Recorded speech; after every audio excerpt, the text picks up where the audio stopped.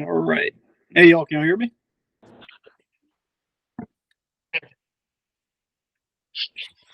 Uh,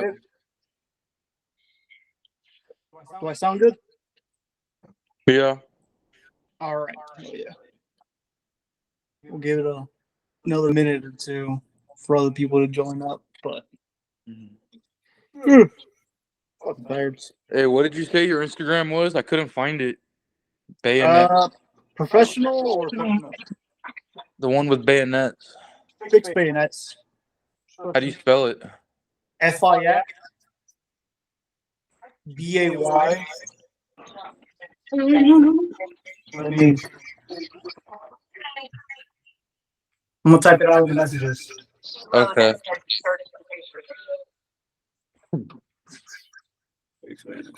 That's it. Oh, I was looking up fix.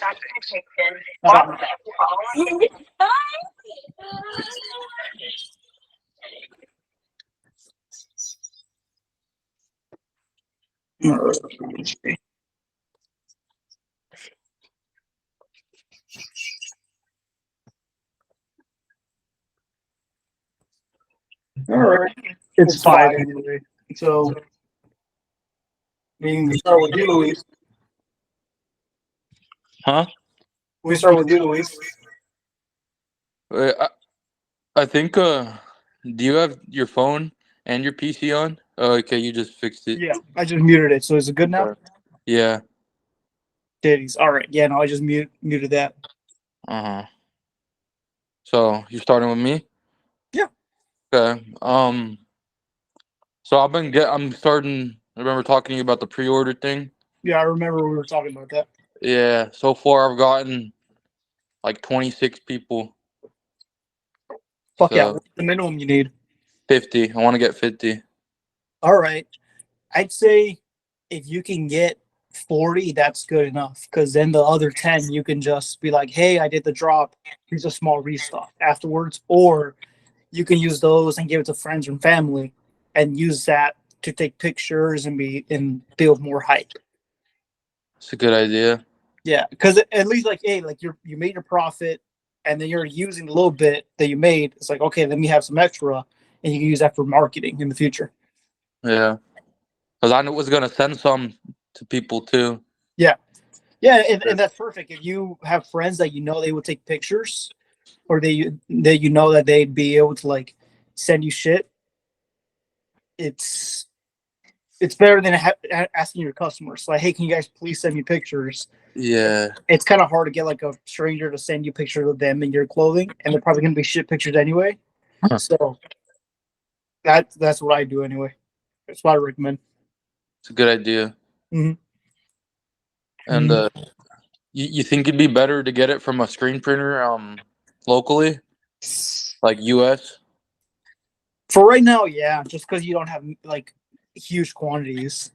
Since it's only like 50, you can just do it small. And once it gets to the point where like, you know what, like actually like I can get this for a half or a quarter of the price if I go overseas. It's longer wait time, more periods, but you know there's demand for it. There's a waiting list for it.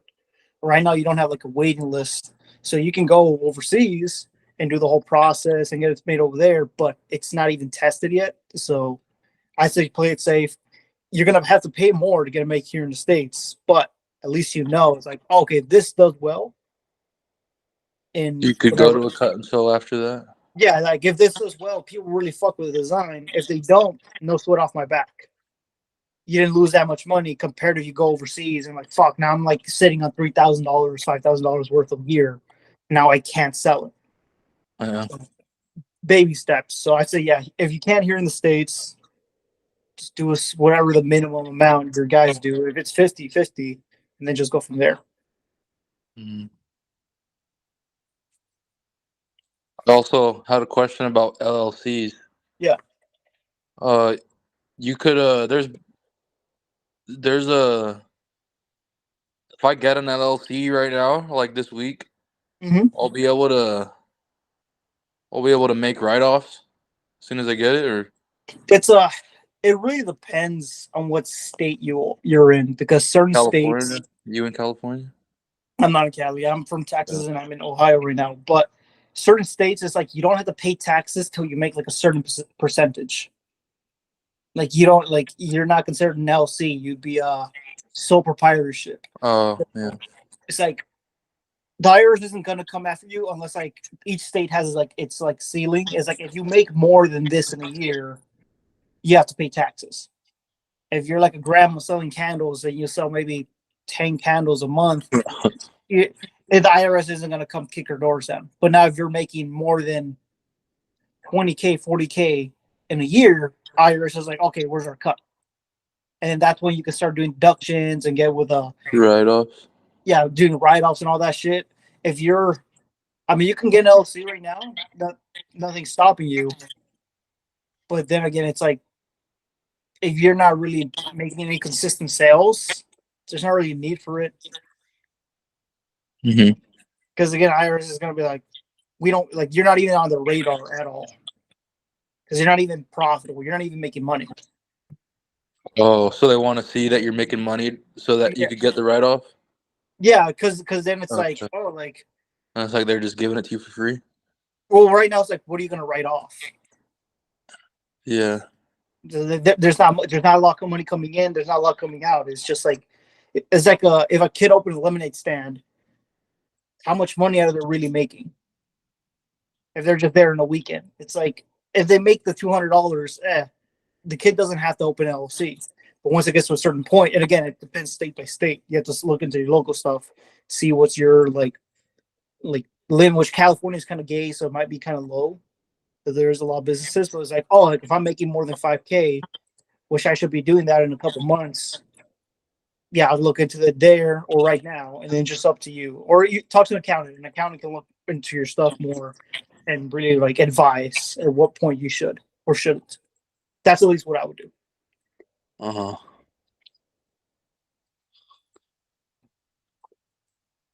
Anything else? Probably later. I can't remember. Okay, that's fine. Yeah. It's only three of us anyway, so we'll all come back to you. Yeah. Tyrone or Dima, either one of you, if you guys want to speak up, whatever questions you guys got. Hey, I don't really have questions. I just wanted to join the meeting. All right. Yeah, I was just working on my tech pack. I've been doing some measurements and all that. Or I did want to ask you, like, how did you end up finding who's your specific customer? Look, yeah, I mean, I worked on it a lot. I'll show you right now. Nice. Let me show you.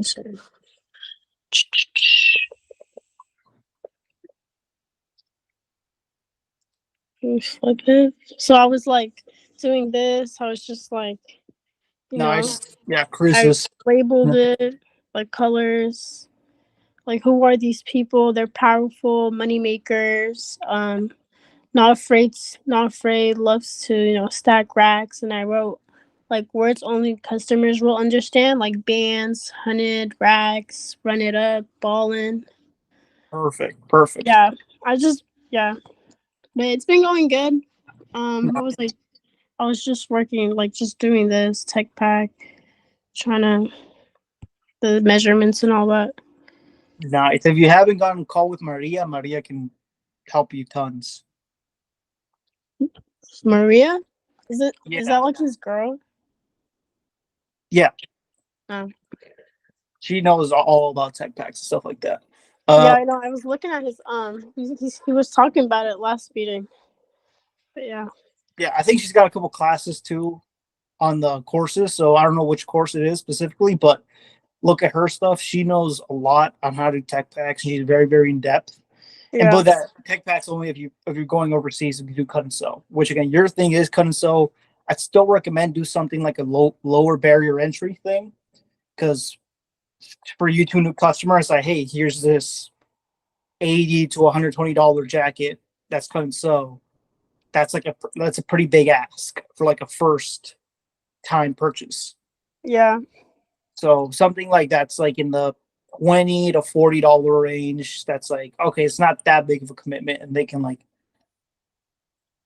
support you while not like giving too much. So that's what I'm saying. Like a T-shirt, you can do stickers, but stickers, meh.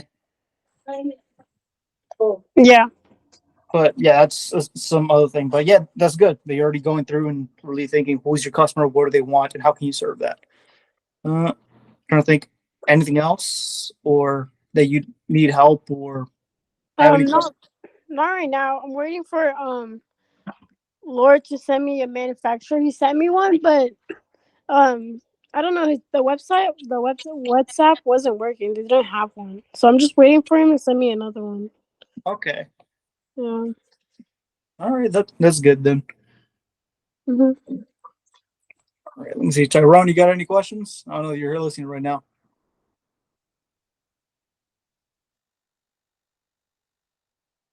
Probably not. All right. Maybe. No, I don't have Oh, anything. I you guys. just signed up yesterday, and they just told me about the call Okay. going on, so I just jumped on. Okay, let me. What's your brand about? Like, what are you trying to do? What's What that? happened? What's your brand about? Oh, it's a. I refer to it as I call it relaxed luxury kind of streetwear. It's called Heavy. Uh, just a play on Heavy is the head that wears the crown. For those who may understand what it takes to get your dreams accomplished or go after the success that you want. Okay, so you're going towards like the ambitious crowd, not so much money, but more like ambitious. Ambitious, determined, uh, stuff like that. All right. And where's your dream customer, your avatar? Where are they right now? Are they like your hometown, or is it like more nationwide? I'm thinking more nationwide. Nationwide. Okay, where are you right Yeah. now? I live in Des Moines, Iowa. Okay, Iowa. Hmm. Like, how do you already have merch for sale, or are you barely like starting out? No, I'm still early stages. I Okay, so you're haven't gone starting. into any production yet. I just got some I got some designs drawn up. What's your main social media? My preferred platform is Instagram. But I don't even have an account for the brand yet. So you don't have an account yet? No.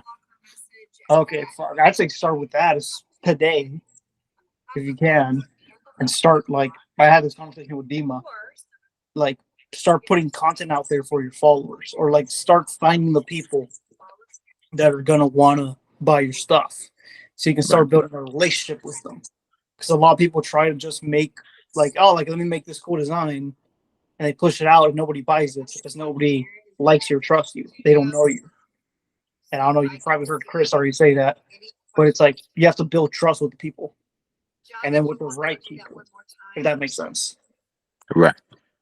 And that being said, it's like you need to know who you're targeting, and you kind of like, it sounds like you kind of already know like specifically who they are. Are they mostly on Instagram, your customers? Well, that's just my preferred platform. I Okay. know that I'm pretty sure that TikTok will be Okay. the best platform for what I'm trying to do. Who's your like competition?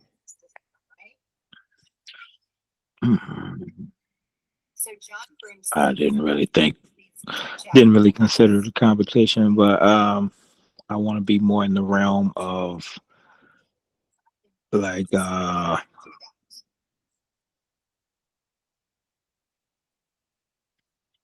trying to think of brands.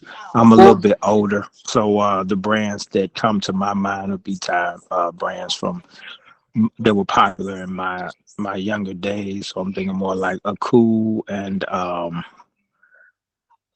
maybe Polo, but more not a small cut, more of a looser More, yeah, fit. yeah, relaxed, more for like the late 20s, 30 age crowd, or a little bit older, Yeah, mid-30s. mid 30s. I think that crowd's more on Instagram, probably Facebook. You'd have luck with finding that crowd too, honestly. Yeah. But and the reason I'm asking all these questions is to like also like make you sort of like kind of think was like, where are they? How can you find them? So then when you actually start making merch, you have like a waiting list. It's not you just throwing spaghetti at the wall and like hoping and praying somebody buys your stuff. You have like a waiting line already, people waiting and they're hungry for it. Not just like, oh, like you spend thousands of dollars on making merch and then nobody buys it. Right.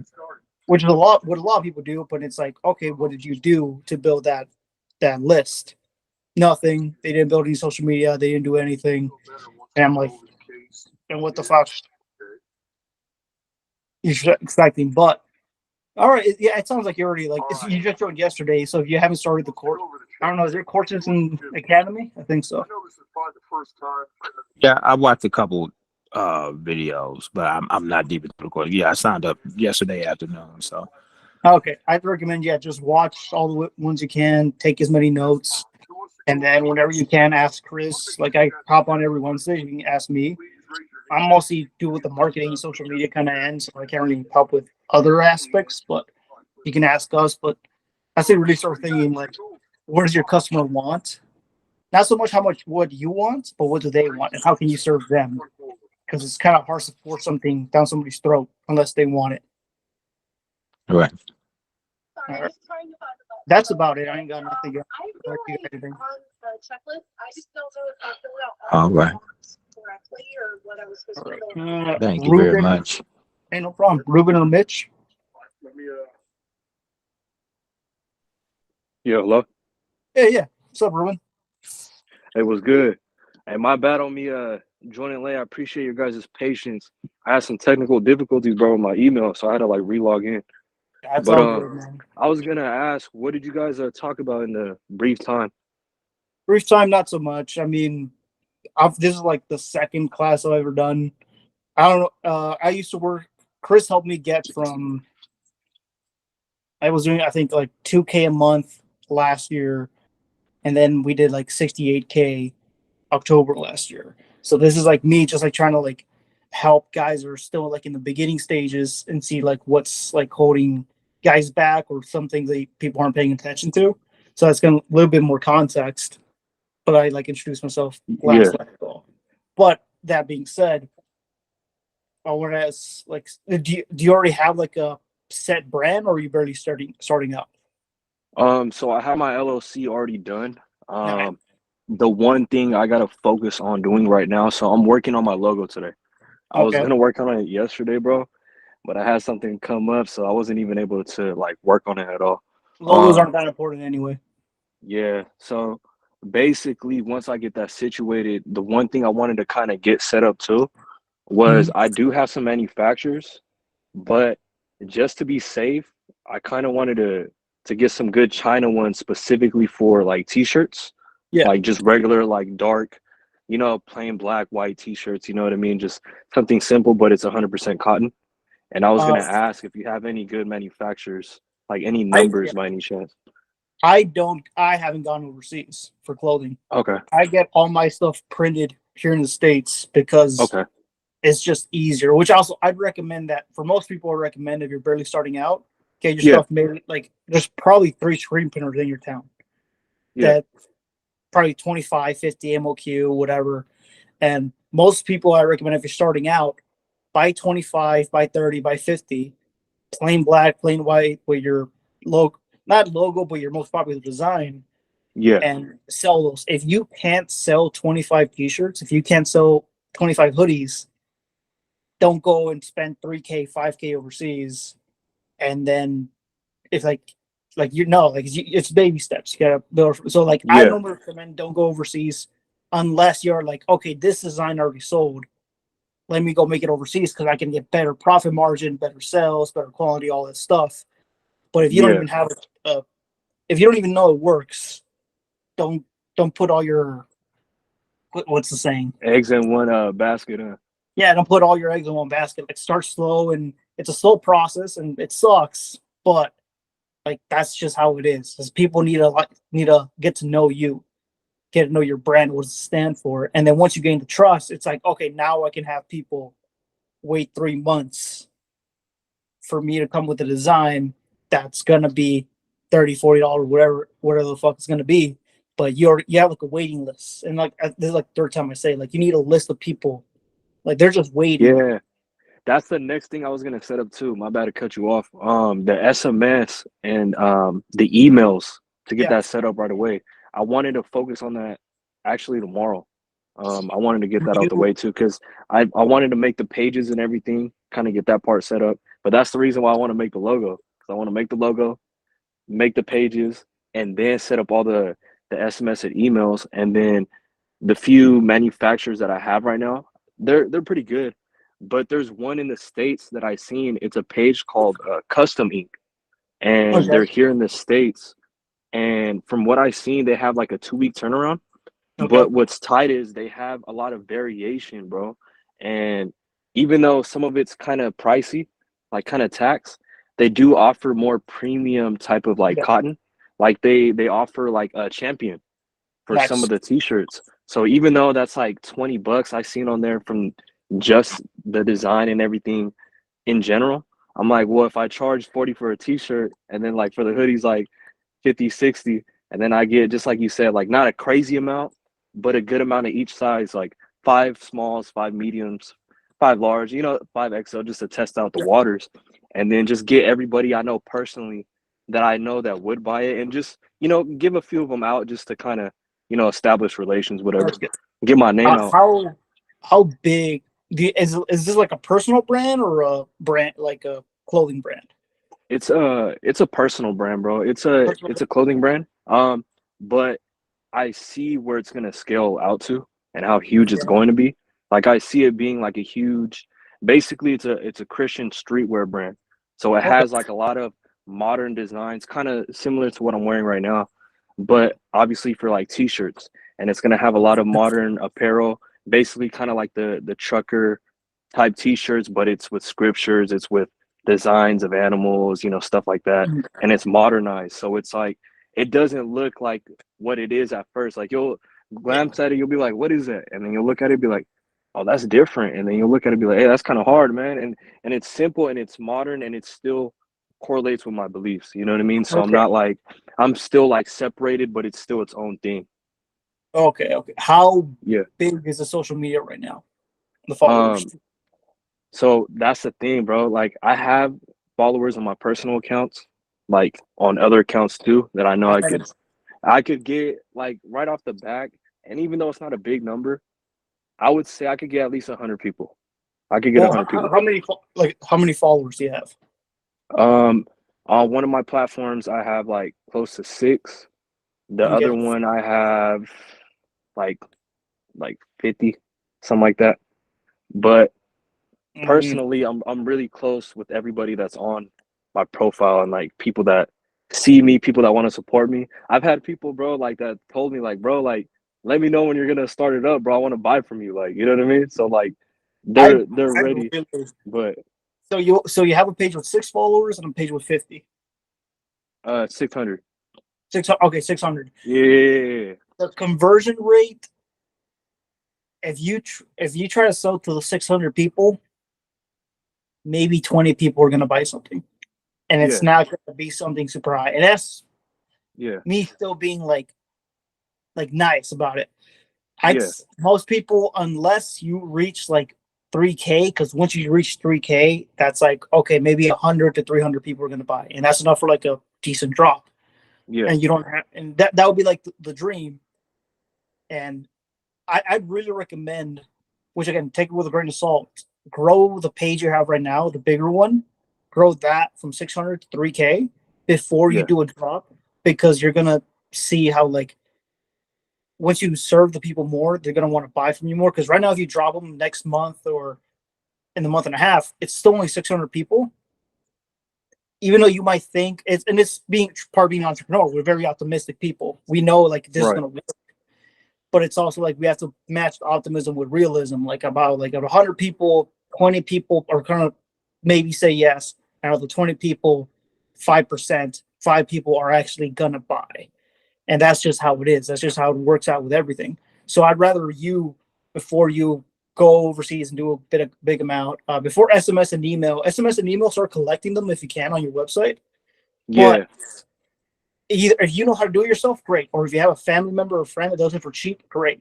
But that's expensive. That's like to get it like done properly, it's like 1,500 to 3K to get it. If you want somebody to really come and set it all your flows for you, which is not a priority right now. For you, the priority right now is build the audience and make money. Because if you can make money, the business can live. Because without any money coming in, it's not business. It's just a hobby. And we want to make it so like you're profitable and you can start using your creative input and making all these like the cut and sew and all the cooler stuff. But first we got to get money coming in. So that's what I'd say. Grow your page as it is right now. If you're not, are you posting daily or every other day? Nah, bro. I'm like super early scratch. Yeah. That's post every single day or every other day at least for the next 30 to 90 days.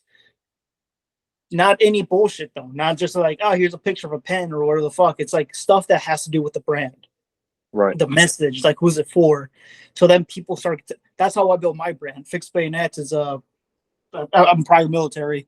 So it's a lot of World War II history. So I started for the first 2 years, I just posted pictures of military history, firearms, stuff like that. And I attracted all the people that liked that, that fucked with it. So then once I had all the eyeballs, I had a list of people that are like, oh, like they've known me for a year and a half, a year. I've gained their trust. So now whenever I release a hat, a t-shirt or something, they're hungry for it. They want it. It's not me trying to shove something down their throat, which again, people don't like being sold to, but they like buying stuff for themselves. So you need to serve them, give them something, entertainment, education, whatever. So then when you ask, hey, do you mind supporting my page by buying one of these? They're more likely to do it. Right now, you don't have a big audience. And it doesn't like, but my brand, Fixed Bayonets, I only have 16K right now followers. I used to have 13K when I hit six figures. So you don't need fucking 100K, 200K followers. You just need like very loyal people. Exactly. You just need very loyal. Yeah. 3,000 loyal fuckers, 5,000. You can make six figures. And again, this is also, I have another page, another business. I have like 30,000 followers. And that brand makes a quarter of what Fixed Bayonets does because the community isn't as passionate about what it does. It's a meme page and it's also military, but they're not as passionate to the history one. So same thing. That's what I'm saying. Like, give them stuff. Like not like obviously post like your mock-ups or your designs that you're thinking about doing, but if you're already in the Christian vein, you can be like, hey, how can I? This is my version of Christianity. This is my version, how I see it from my come-ups, my story, and then people are gonna relate to that. And like, hey, I really like this guy. I really relate to him. So then whenever you drop the t-shirt or whatever in a month, 2 months, 3 months, I'd say wait till you're like 1K to not even 1K, 3K followers. Yeah. It's like, oh shit, like, yeah, I've seen this guy grow and I've seen his stuff. I really fuck with it. I really like that picture. Oh, he put that on a t-shirt. I'm fucking buying one. Because that person doesn't have to be like, is this legit? Is this a scam? Like, and again, it's like with the popularity of streetwear brands, we have to be very conscious of like, how are we different? How are we going to serve our customers? Because there's plenty 16-year-olds running streetwear brands or running pre-orders, and people never get the stuff. So people they get scammed. People are losing confidence. So you need to gain their confidence because you can't just have to say buy my shit. It was like, well, I already got scammed a year ago, or my cousin or whatever. I know plenty of people. It's like, oh, like they posted mock-up. It was a pre-order and it's been 6 months and I still haven't gotten it. But then it's like, well, did you know them? No. So now they're more wary. So again, people now, they're more wary. So you have to build that, bridge the gap And like, this is why you should trust me. This is why you should buy from me, because you're my type of person and I'm here for you. And easier said than done. Yeah. But it's people that do that last. People that can really connect. It's not just me trying to sell you something. I'm just trying to serve you. I'm trying to make a difference or improve your life. I'm trying to tell my story, which is also your story. And connecting with people, which again, that's what I'm saying. It's longer. People don't like hearing that you have to put in a work and effort into it, and you have to wait, because it takes time to build loyalty. It takes time to build trust. But if you do it, you'll fucking hit 6 figures easily. But a lot of people aren't willing to do the time. Again, I did 2.5 years of not making any fucking money in my brand. But those 2.5 years, I built a lot of trust. So once I started selling merch, Right. I I was gonna line. tell you, bro. You made a Hmm? yeah, you made a lot of good points. I want to kind of add on to it. So kind of like my situation, bro. I'm Mhm. not even really tripping on making, like, I don't want to say this in a negative sense, but like just like you said, I kind of already know like there's gonna be the groundwork this year. I might not make too much, or if not really anything, which I'm Yeah. perfectly fine with because I'm not living Yeah. off of it. You know what I mean? Not yet. So like basically I got my regular job, got my warehouse job. It's a really good job too. But Nice. basically what I got to do this year with my situation, because I don't just have like a clothing brand and that's it. I'm actually like an artist. So I produce, I engineer my instrumentals and everything. So I'm making the music to kind of basically the clothing brand is going to be a reflection of what the music I'm kind of making is too. But I I kind of like wanted that. to build the audience first musically, because I know I like from what I noticed and from what I seen from the back end of Yeah. me just really waiting it out before I took it seriously to pursue this as a business, like full time, like every day work on it in some type of way, shape, or form to really get the music established, talk about point A and B. And I'm glad you talked about the military too, because I don't want to say too much on it, bro, but I got a few people in the military that are like really good Christian artists that are actually active. And bro, like they make music that you wouldn't even expect that sounds Christian, but it's modernized and it's Yeah. fire, bro. And they talk about a lot of real topics similar to what I'm going to be talking about. And even though I'm not, enlisted or nothing, I do heavily support the military, bro. I love history. You know what I mean? So like I'm heavy on it. So I was gonna say, bro, hey, send in the chat what your brand is because I want to support it sometime. So I'll No, cop from I it. You think I got some already you put got it. some fire brands, bro. I got you. But Yeah. but Yeah.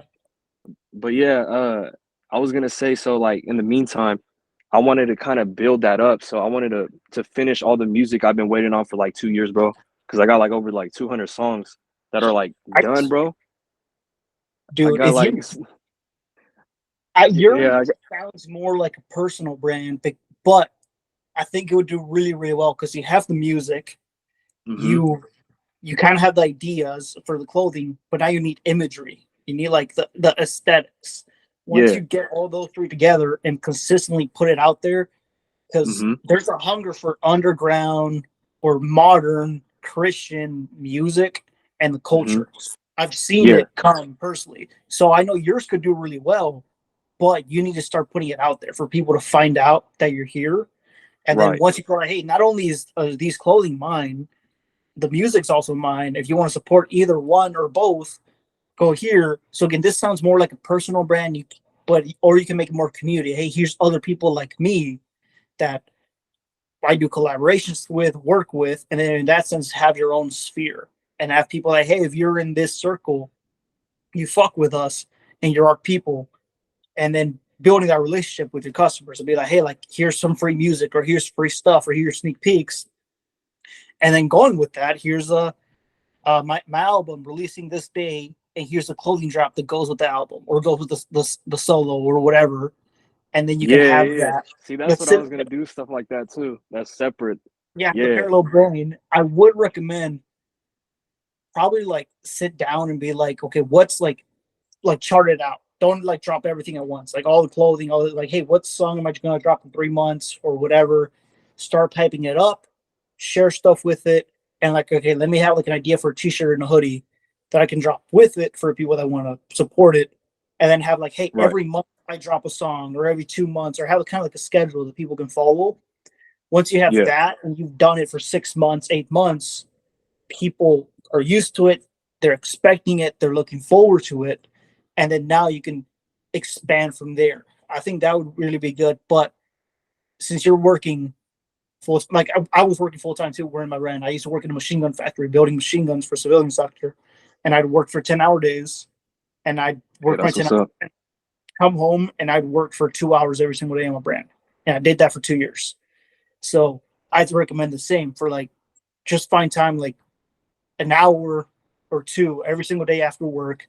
Like, hey, what can I do today to make my brand better? Make a post, uh, work on the music or the whatever, like the brand is going to be collaborating with the people. Do that. It's Yeah. going to suck, but do that Yeah. longer time. And how I did every single day for after 10-hour work days, for 2 hours, I'd work on my computer. And then Saturdays, I'd work pretty much 8-hour shift on my own stuff. I'd be like, how the fuck can I do it so I can quit my job and do this full time? Yeah. And I did that again for a long ass fucking time to the point where like, hey, I'm making more than I'm making in my actual job now. You can either stay and make 2 decent paychecks or plug one off your main job and be like, okay, now I'm going to go full in on my clothing brand and take it to the next level. And that's what I Yeah. did. So again, that's not going to happen in 2 weeks. That's not going to happen in 2 months. Yeah, it's gonna happen like 2 years. Yeah, like it's Well, groundwork. no, I mean, if Like, you're on it, it can happen in 8 months.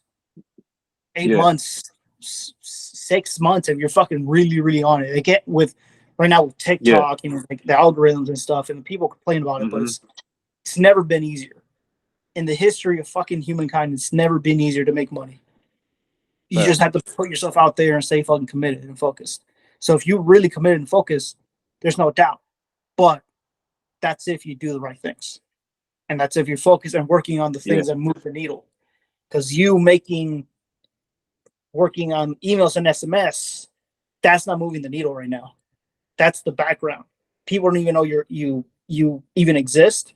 So you working on this doesn't help. It's good. That's still like you need to have that in the back of your mind. We need to get this set up. But right now it's like, how can I find the people?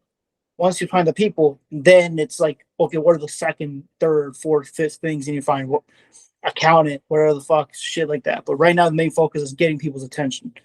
Again, that's my recommendation. Take it with a grain of salt. But I'd say if you really focus on doing content, putting it out there for people, you're gonna find your people. And slowly but surely, they're gonna start asking you. You're not gonna have to sell them stuff. They're gonna ask you, "Hey, when can we get this?" Because they've seen you with the merch and they've seen you sneak peeks and like, "Hey, I really like that. When can I buy one?" It's like, "Oh, email, SMS. I'm gonna drop it probably in 3 months. Just waiting for enough people to join the list."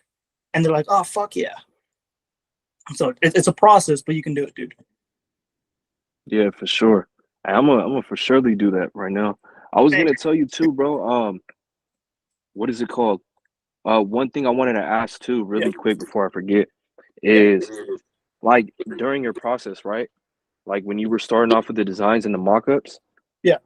is it better to go with a few really solid, like, okay, for example, like fewer quality over like just a vast quality of variation? So like instead of just having, just like you said, like stuff for t-shirts, hoodies, like joggers, socks, like stuff like that ready, or just to start with just like something smaller, like, okay, for the season, just start off small with t-shirts, you know what I mean, because it's going to be the summer soon, like stuff Start like off that. small with t-shirts. Start with t-shirts because if nobody buys the t-shirts, nobody's gonna buy a hoodie from it. Nobody's gonna buy a PVC patch. Nobody's gonna buy a fucking like.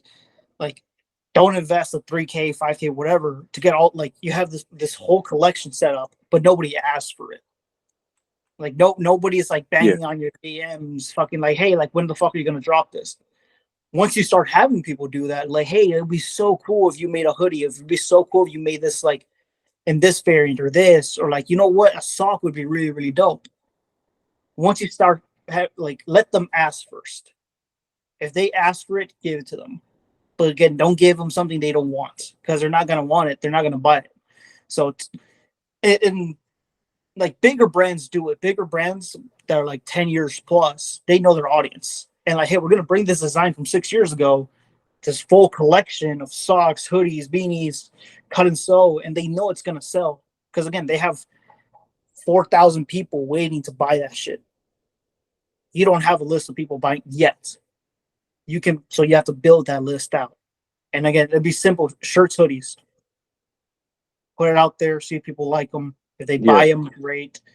And just test. Right now is your time to test. See really what do people fuck with, what do they like, because something that you might like, they might hate, or vice versa. Something that again that you might like, this is kind of shit. I don't know about this. They're gonna fucking love. And you're like, oh, you guys really like this? And fuck, is the market's the market. They're gonna want what they want. So give the people what they want. But first, you have to get the people together to then be able to find or ask them. That's what I do all the time. My community, like, hey, I'm thinking about dropping this. What do you guys think? And I'll have like 15, 20 responses, like yes, no, that's shit, or whatever. I do polls all the time. I'll share like mock-ups of Adobe Illustrator I'm working with. Like, hey, what do you guys think? And if I see like a good amount of people say yes, and then you'll learn how to gauge it. It's like, well, this guy always buys it. See, he says yes. I know a good amount of the community is gonna like it because he always buys stuff. Like, okay, but again, it's building, being able to tell, like, okay, if he likes it and he likes it, I know it's gonna do well. But again, it's getting that group of people together to be able to ask them the questions. Right. Which takes time. I was gonna tell you too. I know it's the groundwork for like building content, and I know a lot of people do it off like the iPhones and stuff like that because the quality for the camera is pretty good. There's something that I've been saving up for to invest in, even though I have enough to buy it in full right now. I know I would just only barely have like if I were to buy it in full with the other equipment that I want to buy in, basically a drone and a super high quality camera. But it's not just a regular camera, it's like a camcorder. I could use it for a camera too. Records in 4K. Bro, it's like beautiful, bro. It looks like an IMAX movie. It's crazy. But I was thinking because I have a plug, right? So I would get like an insanely good discount on top of the discount I get off of my card.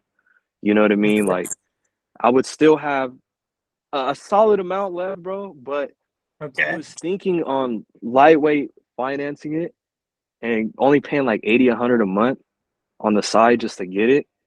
But I was gonna ask for your opinion on that because honestly, bro, like I know I technically don't need that, but I lightweight really want it. But I just wanted to ask before I even made a decision on it because it's more like a want.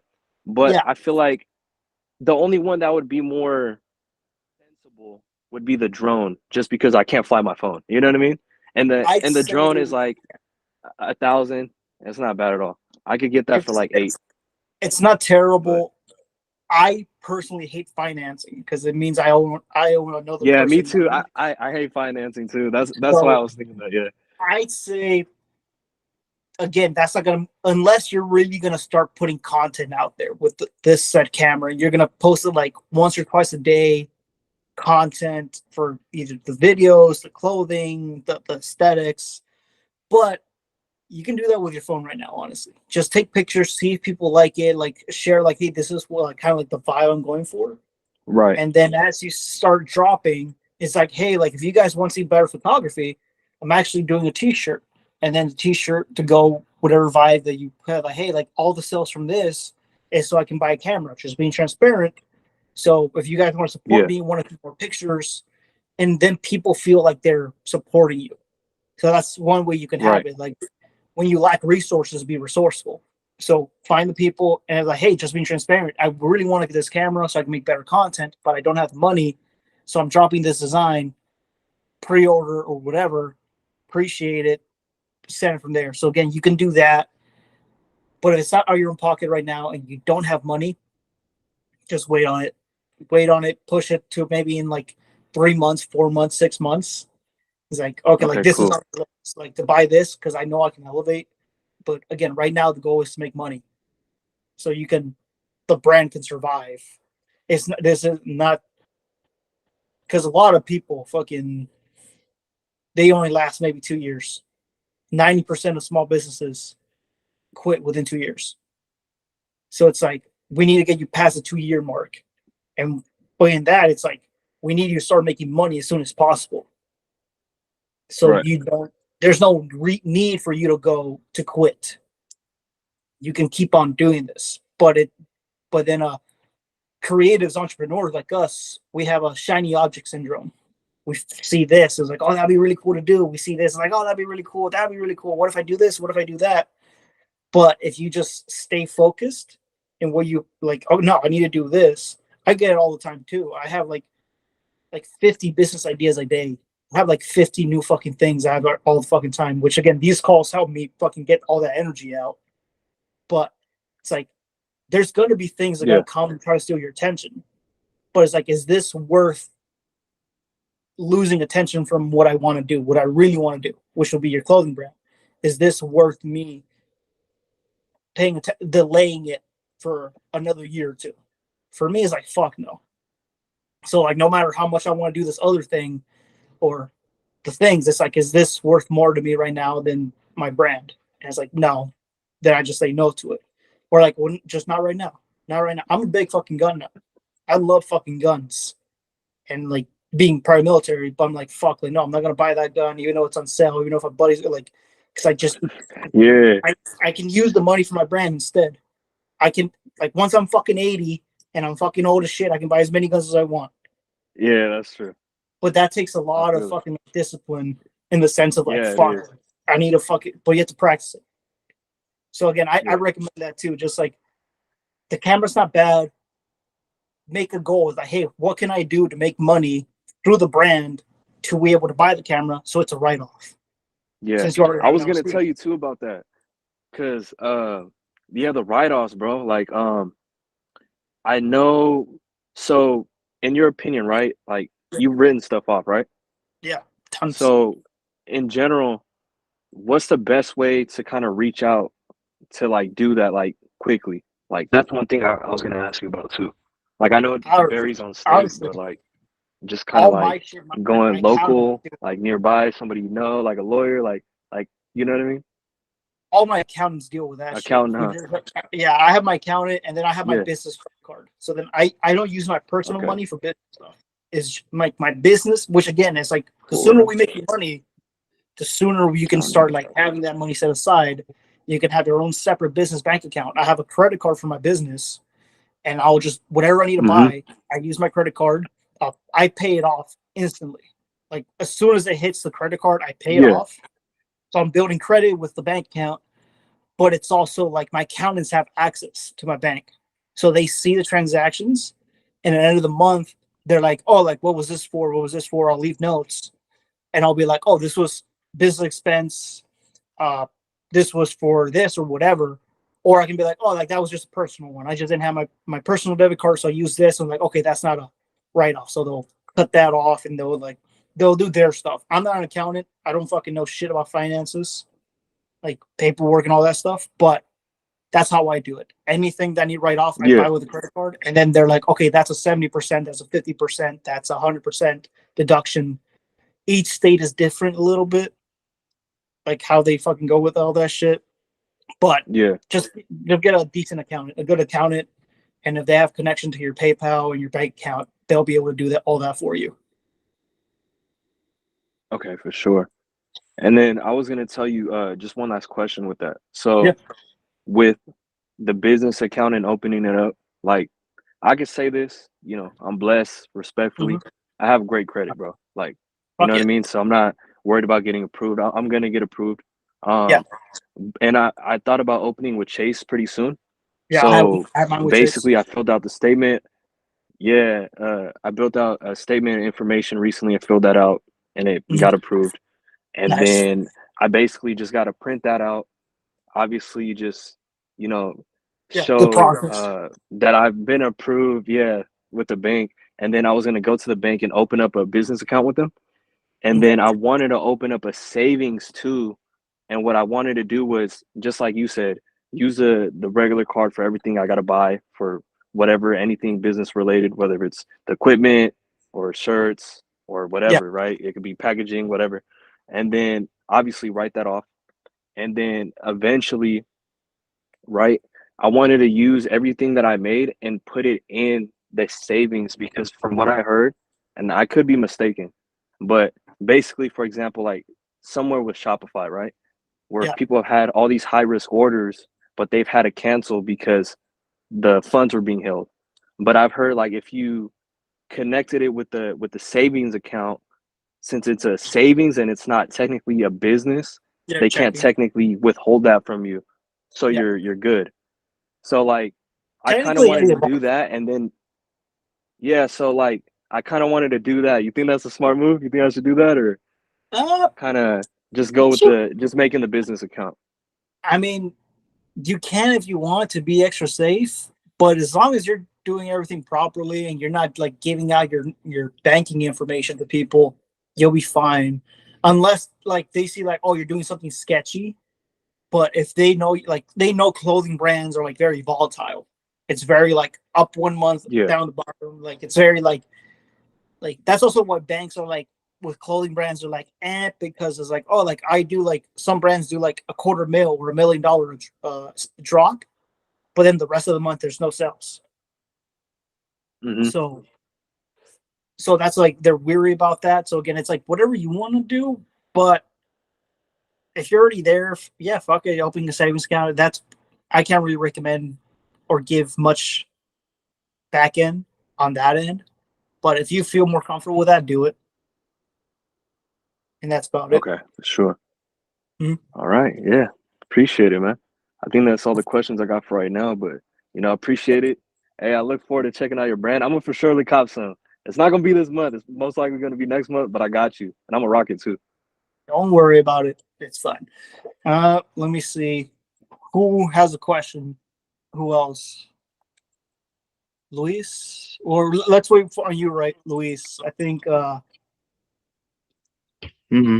me ask the people that join later. Michael or Mitch? I can go. I can go. Okay. Hey, I just I'll give you background about my brand. Mhm. My brand I started a year ago, and I was listening to like all the mistakes you made. I kind of made the similar mistakes. Like, I bought a lot of shirts from China. Yeah. Built a lot of credit debt. You know, I did one drop so far since my brand started, but I only made about $300 Okay. Sounds about right. altogether. So, but at the same time, I have a clothing brand, but I also have an Amazon FBA business. Okay. And then what's so crazy, my Amazon FBA business took off. Hell yeah. So I'm like during Christmas time, I made about 3K in 1 month. Fuck yeah, dude. And what I learned during that process, because I was sad, I was happy about the Amazon business, but I was sad about my clothing brand. Yeah. Because I built $20,000 in debt, in credit debt. That's fucking hot, dude. Yeah. But I went all out. I got high quality t-shirts, hoodies, and hats. But I did it in all minimum quality. I did all through China. I ordered like 50 t-shirts of each style, 50 hoodies of each style, and then like 50 hats of each style. So I got like 250 items sitting in my storage right now. So, and I'm trying to figure out how to sell it. I even put it on sale, invite. But I learned a lot of things. I learned like with my Amazon stuff, and then all that. I learned that Amazon's a machine. Yeah. They know. So I'm trying to figure out how I can make my brand like a machine where it could just make money all of a sudden. So, then one thing I learned also, like, I think the reason why nobody's not buying because they don't know me.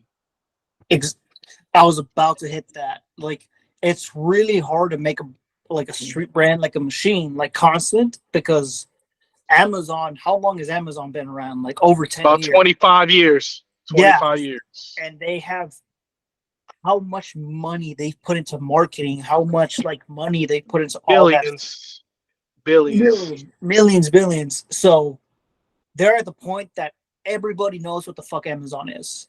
And, like, everyone in a first world country knows, so they don't have to remind people. They don't have to really put ads out. People already know where they're at.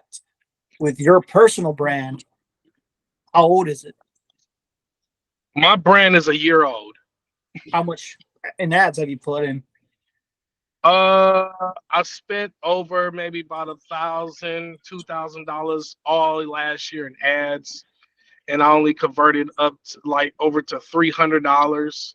Mm-hmm. But what was so funny, the $300 I made last year were all friends and family, and I didn't even beg them.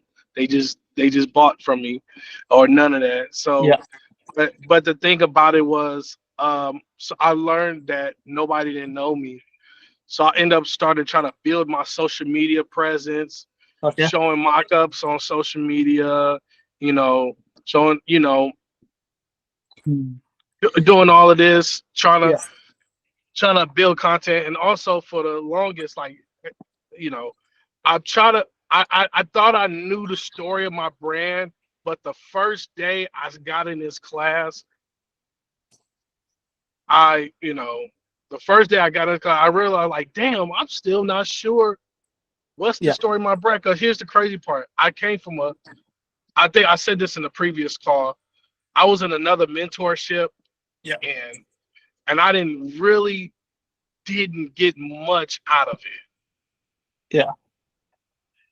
I didn't, but, when I got here, talking to Prince, because what's so crazy, Prince reached out to me. That's how I ended up joining this.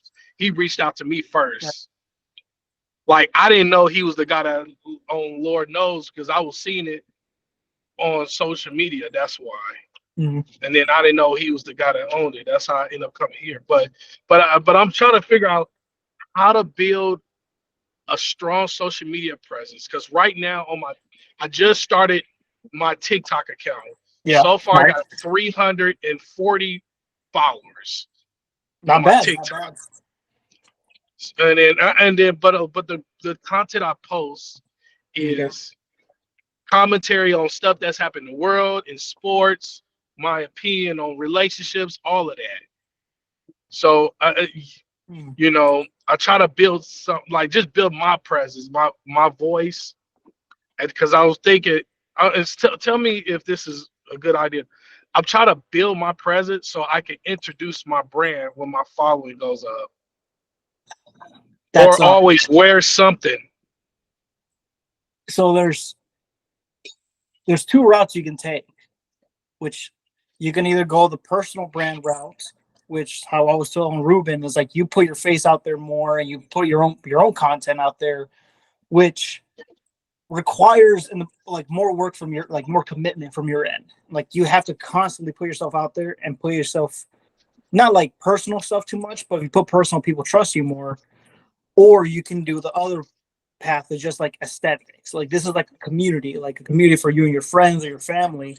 Or, like, this is the things we like, this is the things we don't like build your own tribe community. Either one has its pros and cons, but you have to decide which one are you doing, because it's very hard to build both at the same time. And I'm trying to figure out which side, personal brand myself. Because I'm doing stuff now, because I realize I gotta really get out there in social media. And then, because I got an Instagram. I got like 700 followers on Instagram on my personal Instagram account. But on my brand Instagram account, I got like 140 followers. On my TikTok, I got like 300 followers on my personal TikTok. But on my brand TikTok, I got maybe about less than 100 followers. And then I started a YouTube channel, just talking. So it looks like I'm leaning towards branding my own self. I'd That's say what it kind of sounds.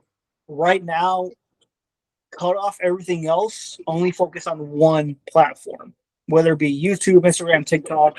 Just focus on one for like the next 3 months. Okay. Doesn't mean you have to delete the other ones. It's just like really focus. Like, how can I master this platform? That would be the first thing. Second thing, you have pen and paper with you right now? No, I'm actually driving, home from Okay. work. I live an hour outside of my job. Okay, let me just ask you these questions. I think it's being recorded, so they'll probably upload it tomorrow, day after tomorrow. Rewatch it at whatever time frame this is like. But I'm gonna ask you a couple questions. I need you to answer them honestly, because once you answer them, we can really figure out like who are you trying to sell to. And once you figure out who you want, we can start thinking like, okay, where are they? How can we market to them? And how can we build trust with them? Because until you identify who you're looking for, it's like if we're going fishing and saying like oh, like I want to catch a big mouth bass, but we're fishing out in the Atlantic. It's like we're like there's no bass out here. We need to go to where the fish is and use the right bait to attract that fish. Mm-hmm. So first we have to identify what are you trying to catch, what fish are trying to like get around. So do you know what an avatar is? Customer avatar? Yes, yes, the avatar. Okay. So we'll go as specific as you can. And that's pretty much like the logo and all of that stuff, right? No. Avatar. Well, No. tell me. Remind me what's customer avatar. Avatar is a specific person. Logo and all that stuff, that's to do with branding, which is like the perspective, the perception of your brand, what people think or associate with your brand.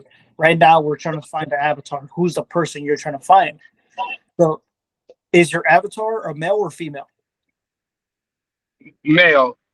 Male. More male dominant. It's more male dominant. Okay, so we'll just say like you're looking for male. What's their age? So now I get what you're saying. Okay, I get it. Now you come back. Okay, my brand. I'm looking.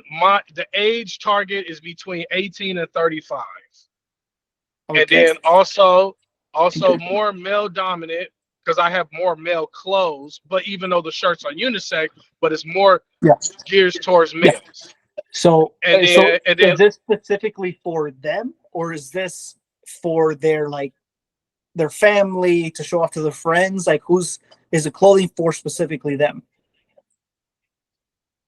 is the clothing streetwear brand specifically for you? You the first one to ask me these good questions. I got a ton more, so don't worry about it. Yeah, keep asking me. This is specifically for. I just want to say for the people who buy my stuff, who show it off, who tell their friends, "Look, my God, this is exclusive streetwear," all stuff like that. Okay, so you're trying to look for the guys that buy clothing to represent who they are. Yes. Yes, this is a guy that's very conscious of the clothes he puts on, and he's like, "Hey, this brand is an expression of myself. The words, the imagery, the colors. So this clothing is how they express themselves. I don't express myself with clothing. I just put on whatever black T-shirt I got on. So I wouldn't be your target audience. So you trying to target me would be a waste of your money. So that's what we're trying to say. Like, okay, who is this person? So it's a male. Let's say they're 27. Okay. So male 27. They want to show off to their friends, or they want this clothing to be like, this is who I am. Where do they live? Anyway, like the target, like I have target the East Coast. I have target the West Coast, the South. Is it like inner city? Because I'm originally from the Midwest. Okay. Is it like urban areas? Is it like more out in the country? Urban, yes. Urban. Urban. So like, rougher neighborhoods or more higher neighborhoods? In between, like in between. I want to target the people. Let's just say in the rough middle, not just middle class, but like a little bit. You know what? More like because I lived in a decent neighborhood. It was horrible. Okay. It was decent. So middle low class. It's not the ghetto, but it's not also sunshine and rainbows. Yes, where you can still get shot on that block. Okay, so it's still like you have to be on your toes and you have to like show like you're a man, like trying to show off like I'm respectable or whatever. So this would be your target guy. Yes, but it's not like gritty like. Yeah. But my brand got some type of like my brand have a little bit of modern influences with a little bit of 90s influences too. Okay. Let me see. What does your customer want? You know what? I never thought about that. What does my customer want? Because I throw Because mock-ups out there and I never get like a lot of reactions. so again, it's like we're not in the clothing industry. We're not really in the cloth industry. We're in the service industry. We're trying to serve people. We're trying to give them like an identity. We're trying to like give them like this is like if you fuck with this community, you can be a part of it, and that can be it's identity because nobody needs to buy a new T-shirt. I can go to fucking Goodwill and buy a T-shirt that's double the quality for a quarter of the price. So it's not. So that's not an option. It's like, what am I offering this person? Am I giving them a sense of like purpose? Am I giving them like, hey, if you buy my stuff, you're telling people you care about this, you care about this, you hate this. This is the type of person you are. Your identity, which is again, in America, that's what modern day. It's like people don't like aren't struggling to buy T-shirts. You can go Walmart, you can go Goodwill. So what can you offer them? So again, what do they want? And can you give them that, or can you give them like a sense of purpose? Can you give them like can you soothe that pain? Right. That is some stuff I'm thinking. What I can offer is whoever buys from my brand, they gonna be it's gonna be more like you in the community, you in the family. Okay, so one of your jobs you have to do is like this is a family worth being a part of. This is something you want to be. This is something you aspire to become. Like you want this community. You want to be in this group. So part of your job is building a community that's worthy of people trying to come in. Which easier said than done. But brands that don't do that one thing disappear within a year or two because they don't have any depth. They don't have any real reason to exist. They're just selling T-shirts, which again, you can buy a T-shirt at Goodwill and Walmart.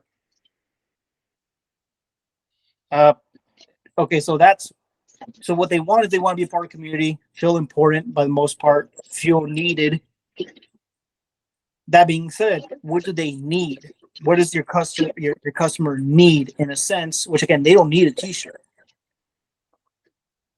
So you go deeper, like what does this person actually need? Do they need a community? Do they need a bigger purpose?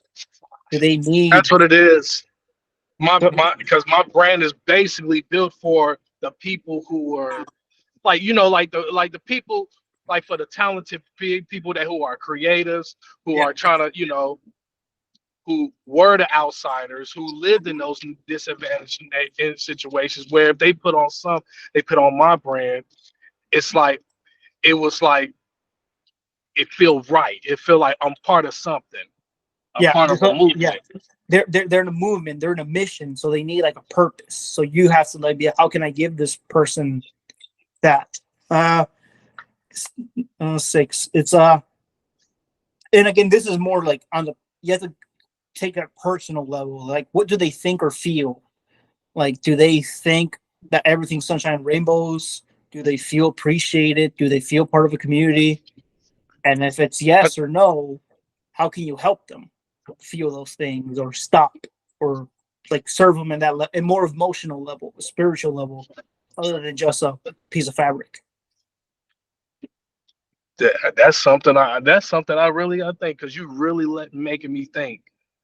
It's fucking once you really sit down and like and again I got three more questions. This is like kind of like framework that I go through that's helped me out and I see help people out. It's not like it's just asking the proper questions and it's like okay, and then it works as a filter. So whenever you come up with a new design or new product, you push it through this filter, and if it fails the majority of the questions, like it doesn't serve people, it doesn't help it at all, it doesn't give them a sense of purpose, it doesn't flow with what my mission, it's not worth my fucking time. Even though it's a cool fucking design or whatever, it's not for the people I want to serve. So fucking throws those strikes. Right. I Uh, actually, and you know what's so funny? Because I actually got some pieces with me right now. I wanted to show. I actually just pulled over. Like, nice, here you go. Here you go. nice, Like, here's the name of my brand. It's called Track Life, nice. and and then the shirt I got is. I'll take this shirt out. Hmm. The shirt. This shirt is like a race car shirt. Let me see. Then I got this hoodie. Like this is some of the stuff I got, like a hoodie Yeah, with the branding on it. And I like it, and I pick the colors because I know, because one of the things I love is sneakers too, because I actually yeah, have a wife. So I learned, like, if somebody buys my stuff, they're gonna feel important. They're gonna say, man, I feel something, man. I will, like, man, I feel like, oh man, this is something that I would love to wear. This is special. Or, yeah. man, I want to wear these I feel like wearing these sneakers. I haven't worn in a long time. Oh, this is the shirt I'm looking for. That been matching. I've been looking for this shirt. The shirt that been I need with this colorway And for that's these ugly Air yeah, Maxes that been sitting in my closet for 3 months. and that's part of your job, being able to communicate that with your customers. Yeah, like this. I like this plum. I Yeah, made this hoodie. I designed this hoodie with a tech pack, all of that, sent it, and got it. And it's high quality hoodie. I got it. I got this hoodie made from the same manufacturer that make like the Louis Vuitton hoodies, because it got that's the suede inside lining in it. fuck yeah. And it was expensive. It was like $15, $13, $14 a hoodie. Hmm. And then I'm gonna be selling it for like 60, but I wanted to make good quality stuff Yeah, for the hoodies, but and I again, it's like quality is a given. People expect your stuff to be quality, so they're gonna appreciate it, but that's not what they're looking for. It's again, you have to right, give them like, how does this serve the person? How do, like, hey, if you wear this, you're with us. Like this, and this is our mission. This is our community. So again, then people is like, oh, $60 to be a part of a community. Fuck yeah. But if it's $60 for a hoodie, people are like, I don't fucking know about that. Like, and so you you know what? change the And I want mindset. to do that, and I want to do that. That anytime somebody buy my stuff, a new customer, I want them to sign up for the email list or the text message list. I thought about with my Instagram page, you know, have like people that subscribe to it do chats with the people, Yeah, reach out to them like that. you could Do like 100%. I'd say do like try to figure out what's something I can do to serve my people. Or if you're right now that you're struggling to get to sell these products, I'd really recommend save up for a bit and then do like an event. Either go to like whatever your community is, wherever they would hang out, or if you go like, hey, we're gonna serve the community, we're gonna pass out like 15 hoodies for free or whatever, or 15 t-shirts, or go to an event serving the homeless, or like throwing a party for the community or stuff like that, and just have people wear your merch and then take a photographer and have people take pictures like, hey, this is what we're about, whatever your mission may be. If you're trying to make the community better, it's like, hey, we're gonna go clean the side of the highway, or we're gonna go clean up the local basketball court or schoolyard or playground, so we can have better communities. And then be like, if that's your mission, have people wear your merch. People or anybody that comes gets a free piece of merch. So you can shout it out. People that come gets a free merch. They feel like they got some for free. You take pictures. That's marketing, and you can push it out and be like, hey, these are the type of people we are. So if you buy one of her pieces of clothes, this is the type of person you're aligning with. Which again doesn't have to be like whatever you aspire your mission to be like, in starting to build that community out, if that makes sense. right. That's what I want to do. I want my color brand to have a community where, because a couple people inspire me. Like I look at this one guy I follow. His name is I forgot his name. I forgot that he got this brand called Sayev Collective, Okay. and Sayev Collect. This guy has about 500,000 followers on Instagram, Twitter, all of that. So And then I see, and he has a community, and he's building that. It probably took him a But while he, to build but it. he started off as a sneaker customizer. He was Nice. customizing sneaker, and he was a former designer with Under Armour. So Nice. Well, he already had a so brand then. right. So I learned that okay, that man got a following in the community. That's what, and I'm glad you asked me all these questions because you're making me think. Because Nice. nobody never really asked me these detailed questions to make me think. So there's two more questions. So I'll just ask these two more. And again, you can rewatch the rewind and really like rewatch them and really think about them deeper. Eighth question would be, why do they buy, and why should they spend the money with you? So I find like what they spend their money on, and then give them a reason why they should spend it with you or invest it with you. And then the final one would be, what are their hot buttons? What are their triggers?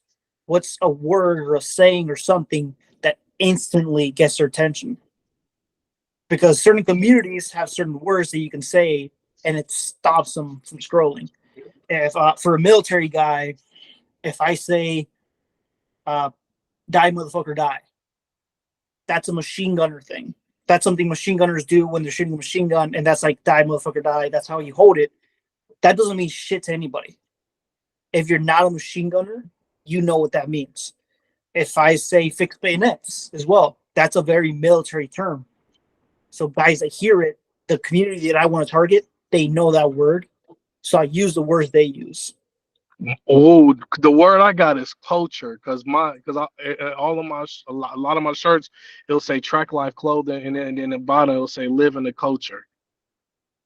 Okay, I'd say culture or poacher. What did you say? Culture, Poacher?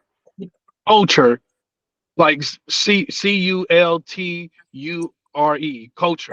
That's not specific enough because a lot of people use that word. You have to find something stronger. Okay. Something that's stronger, that's like very, very specific to your dream customer. And those words or sayings are hard to find. But if you find the things that make your people click, like a quote that's really resonated with my people because they're military and their history, it's very short. It's only the dead have seen the end of war.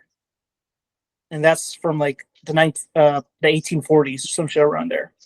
Only the dead have seen the end of war. My community really, really likes that saying. So I started using it more because I started putting it out. People like it. And I use it more because they've given me feedback that they want more of it. Because again, it's testing as well. So first would be growing the community, and then you build it with them. It's not you trying to make something for them. It's a collaboration. It's like, how can I serve you better? How can I make stuff better for you? Because then people feel part of the community. It's not a dictatorship. You can't just like, hey, here's what I made, buy it. Because that's a dictatorship, like I said. You're trying to build a community, democratic. People have input, and then you reciprocate, or like, hey, we have a higher purpose, or this is what we're here for. This is our calling.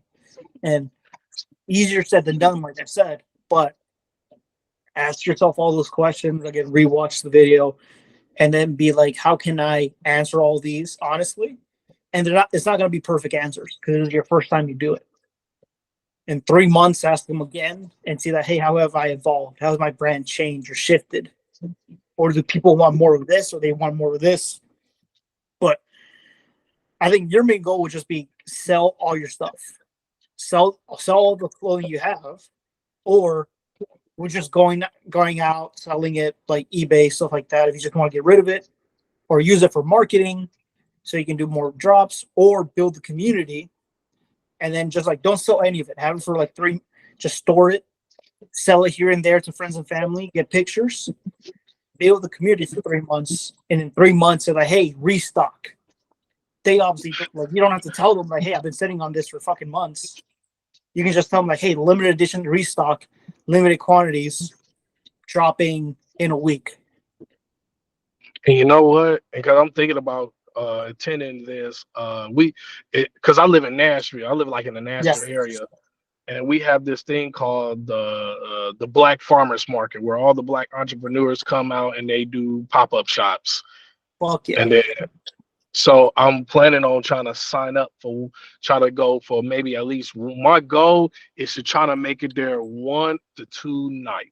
One, because they have it every first Thursday. I'm trying to do at least 2 events. That's I'd the goal. say one or two things you can do. You can either try to buy a booth and set up and sell your stuff, or I think the second thing would be better. Just go with your merch. Go with like 5 pieces of merch.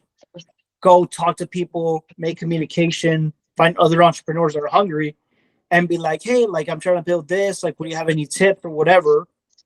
And then build a relationship. Like, hey, thank you for your time. Here's a free hoodie or here's a free T-shirt. And then you're starting to build that relationship with people. And then you get like, hey, all I ask is, can I get a picture of you wearing it? So then you're starting to collect. You're making communications with people. You're starting to get pictures for marketing and putting it out there and telling people like, hey, people already wear this. They don't know that you talked to people and you gave it to them for free for a picture, but it's like you starting to build like the feeling that this is a community. This is not just one guy. And you know what? I did that, but I did it with family members. But I need to start doing with people that I don't know. It's with the people that are your avatar, the people you want to buy your stuff that know, that like, again, like do all the lists and like, hey, like once you know it by heart, it's like that guy or that, like that guy would be a perfect customer of mine. He matches all of the ticks. Reach up to him, talk like, hey, like I really want to get your feedback. What do you think? Get your thoughts on my brand, and just have like make a legitimate connection with the person. And if you can do that, like, oh, I can appreciate the time. Hey, here's a free hoodie. Can I take a picture of you wearing it and let me know your honest thoughts of how, like, what can I do better? And you know what? And you know what? You so right. Because I'm thinking, because at first I didn't want to just give out free stuff except for people. But I learned now I'm starting to see that sometimes you have to sacrifice a little to build but it's also something. like you're not getting it for free. You're getting something back. Like you're getting a picture, which again, that picture you can post on your social media, gain followers, and then if that picture does well, you can run ads with it. And all you didn't have to pay a model. You paid a legitimate person, or you gave them for free. And it's like, yeah, this is the community. Like I'm not here trying to take advantage of you guys. I'm trying to serve you guys. But let me know what I can do better. I always ask my community, hey, what can I do better? What do you guys want to see from me? And if I fuck up, I admit it, and I'm like, oh, sorry guys, there's been a delay or whatever. So they like the transparency.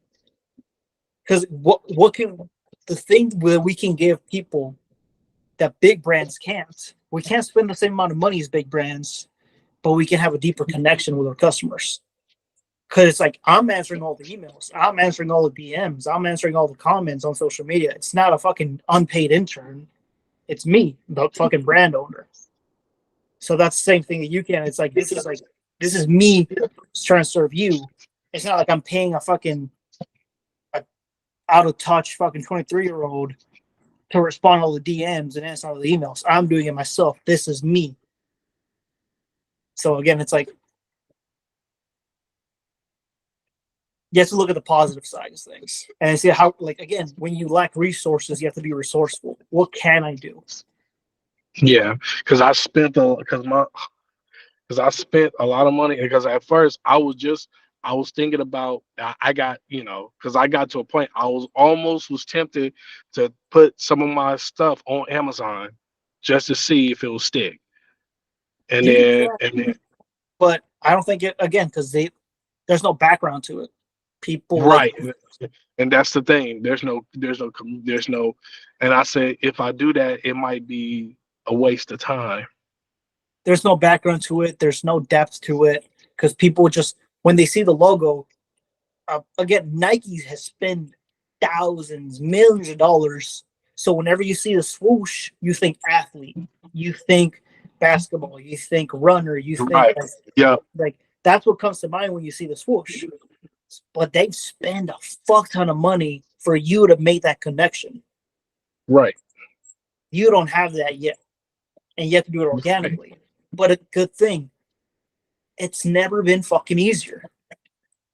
it's never been easier to run a There's fucking 16-year-olds kicking my ass because they're doing the right things with clothing brands.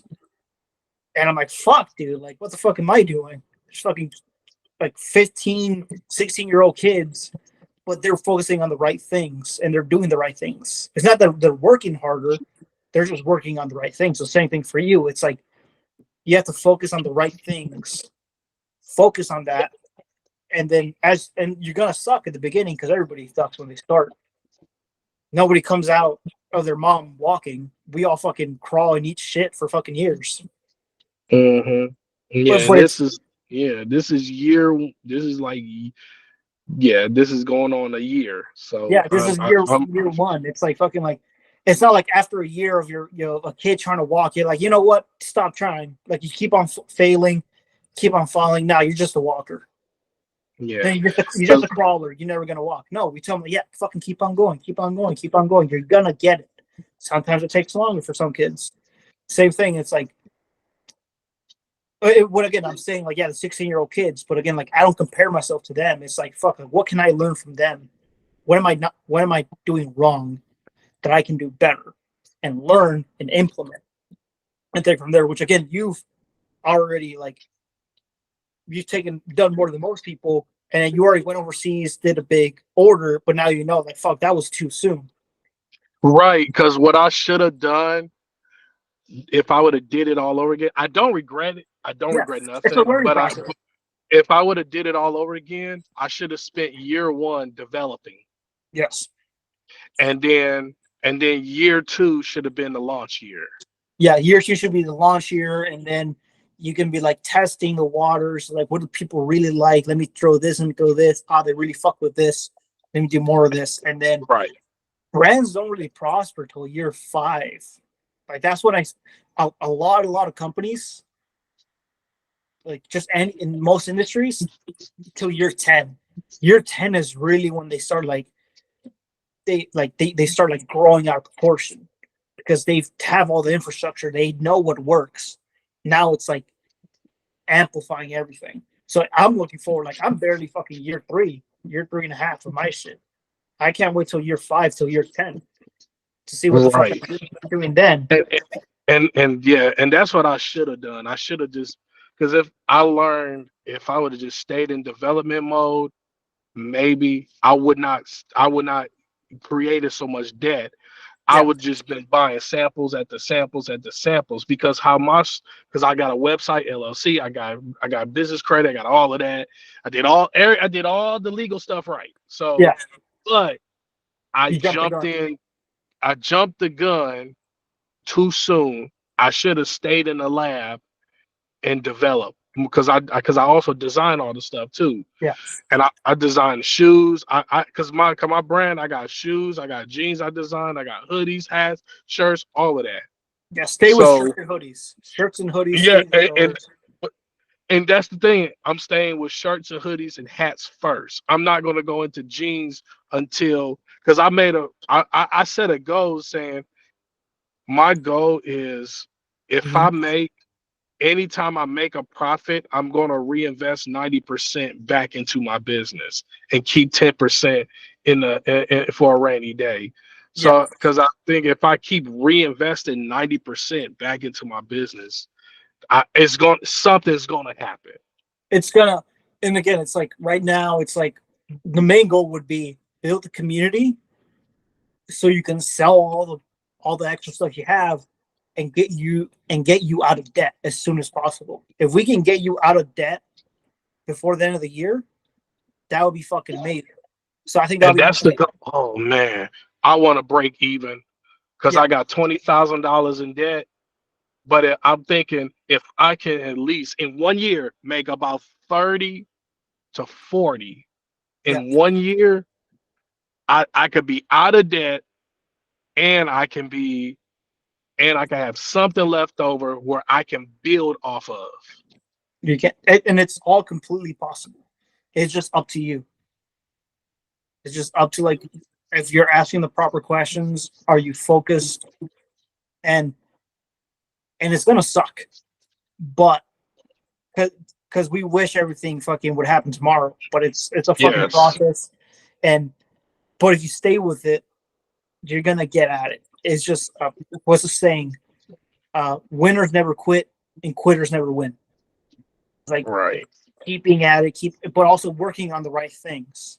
So making new designs, that's not priority. Fucking getting email SMS, not super priority. New gene designs, that's not really priority for you. It's growing the community, selling what the fuck you have in stock. So then you can, as you sell all of it at price, or even like at a profit, still like hey, I still have these for $60, but I'm doing a sale this weekend for 20% off. That's pretty generous. Just so you can pushing stuff out and selling and getting money in. And that's what I'm gonna do. And I think, thank you. That's the focus now. Now that's the focus. Getting it because I make designs. I'm just gonna be real. I got about 40, 50 designs. That's maybe about 20 drops worth of material. But that's not the focus right now. And this, so I don't. So I still make designs. I used to make designs I used to crank out like three to five designs a day. Now, lately, I just be like, okay, I could just do one a day, and then try to grow my social media, because I've been so like the social media, and I'm glad you gave me this advice, because I've been trying to really grow my TikTok, and then occasionally I've been kind of playing with TikTok ads, the ad manager, where I put like $12 on a post and then it gets about 8,000 views. I said, okay. And I'm testing it out how it will do. So I'm thinking, like, if I can do this with my brand, build a community. And here's the thing, should I focus more on my brand TikTok page and Instagram, or my personal? What's going to make you money? Well, I got more followers on my personal at the moment. But can I funnel them? Huh?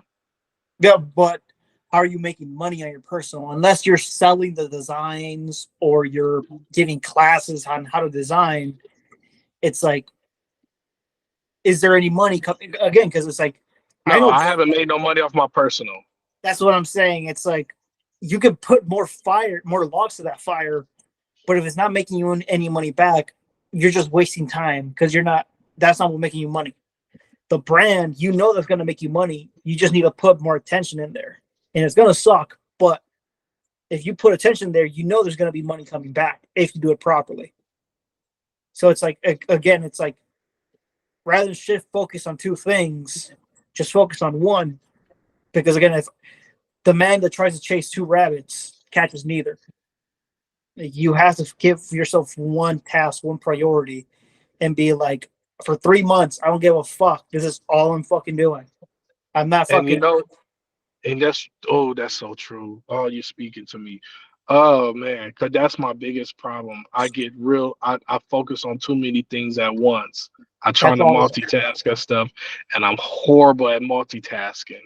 That's the fucking that's the curse of creatives. We get so many fucking ideas and we try to chase thing after another thing, but then that's the starving artist. That's when you see like the cliche of like the artist that's like starving, because they have to have one thing, then they try chasing something else, and I'm like, dude, like, if you took your creativity and be like, how can I express this? How can I market better? How can I target my audience better? And funnel your creativity to that, your brand's going to be doing so fucking well. You just lack focus. And it's something I struggled with a lot, and still with friends. And I'm like, they'll tell me like, oh, like I need to make money to pay rent and stuff like that. I'm like, oh, and I'll have a conversation like this, and then the next fucking 2 days, I'll see them posting like they're playing video games, they're out of the club, they're fucking doing shit, and like, oh, so you don't care that much? And like, what do you fucking mean? It's like, because if this really hurt as bad as you told me, you wouldn't be there. You'd be fucking studying. You'd be reading books. You'd be watching videos. You'd be like, how the fuck can I make money to take care of myself so I can take care of my family? You obviously don't give a fuck. Hence why you're not doing that. And like, bro, nah, I'm just trying to chill. And it's like you can. I'm very extreme in the sense I'm like, I'll fucking sleep when I'm dead. It's like I need to take care of my family first. Like that's my priority. Like, I need to take care of them, and once they're good, I can chill. I chill like every Sunday. I that's like my day off. Any day that's not Sunday, I'm working. I'm studying. I'm learning. Me teaching you helps me as well because it helps me understand it better. So again, it's like, how can I get better at this so I can learn better, so I can do better? And I do it all. I fucking work in my business, go to the gym, and go to church. That's the only fucking 3 things I do. I don't fucking go out. I don't fucking no. I don't even talk to my own mom because she just brings in drama into my life. That's how fucking like serious I'm about my shit. You know, I love Oh my mom. God. And Me I'm and you doing got the this, same thing in common. My mom will bring a lot of drama. and I'm Too. doing this for my mom. I love my mom. I want to fucking buy her a house, but I can't talk to her because all she brings is drama. So I've even told her, Mom, I love you. I can't have you calling me every single day. Just being like, I'm trying to learn and study so I can take care of you and I can take care of my kids. And whenever I have my grandkids. I need my focus. And it's hard conversations I've had to have with my own mom, and I've had to have with family. I've cut off so many family members because it's like every single time they're asking for money or they tell me about their fucking problems at work or shit, and I'm like, I can't fucking do this. Like I'm trying to fucking figure this shit out. And am I an asshole? Fuck it. But that's what I'm trying to do. And a lot of people just aren't willing to do that. And I'm like, oh, no wonder you're not fucking succeeding with your brand because you're dealing with your cousin's fucking drama, your fucking baby mama, your sister, that the TV show, you're fucking worried about a fake fucking thing. You're watching the NFL, like you're of course your attention's all over the fucking place. How the fuck are you gonna do anything when you're thinking about 15 things? And it sucks because most of the things you would do is because you like them. You like your family. You like watching sports. You like whatever. But it's also like that's all things taking away your focus and your time. Right. Oh, because you know, I don't like when I get home from work because I'm in a parking lot of a shopping center. Like I have no time. Like when Yeah. I go home, I have a newborn. I have a 4-year-old son. So when I get home, I have to get them situated, get my son a bath, and get his clothes, help get his school clothes ready, get him, and then my wife. Some days I'm cooking his dinner, she cooking the dinner. So by the time we get all of that done, because I work an hour outside of my job, so I drive 40, 50 miles a day, miles there and back. Yeah. So by the time I get home, I'm tired, all of that. Yeah. I don't get no time to work on my brand until around 10 o'clock, 9 to 10 o'clock at night. And my wife be like, why you keep going to bed late? You got to get up at 5. I said, well, I'm trying to work on some stuff. Sometimes she don't understand, but I said, She this doesn't. is a grind. I have the same issue with my wife. I don't have any kids, so it's not to the same level as you. But my wife, she'd be because I work 10-hour days, like I said, and I'd come right home and I'd sit at my computer and I'd work on my brand, and it caused some friction. So I had to like sit her down and be like, hey, like this is what like I really think this is gonna help us. I want to be able to like I don't want to work 10-hour days for the rest of my life. I want to do this so I can take care better of you. And when we have kids, I want to take care of this is my idea, my mission, my purpose to do this. Right. If you give me couple like this is when I was still working, give me 6 months, give me 3 months. I need your support for these couple months. If by this time I can't figure it out, because again, wives normally want certainty. They want like security. So by you like trying things out, it's like it's uncertain. We don't know if it's gonna really work. We're guys, so we're ambitious and we're like optimistic, but girls are more emotional in the sense, and they're like, that I'd rather be secure than try something new. Yes, everything got to be conditional, not so. And I understand that, and and like even with my job, Yeah, I'm making good money. I just got like a $25,000 raise nice. on my job. So now, like, that's good. And I'm glad it came right around the same time I started, because now, like, I'm not making money. I'm footing the bill. So at Yeah, least $1,000 go out of my paycheck a month, trying to make sure stuff is covered, like yeah. the debts and all of that I've created. Or also like tell her you can. One of the things I hate, like I really like give me 3 months. Like I'm really trying to figure out and like learn how can I get us out of this hole. Like yes, in a sense, take fucking like yeah, I got us into this hole, but I'm gonna make sure we get out of it. And not only that, prosper.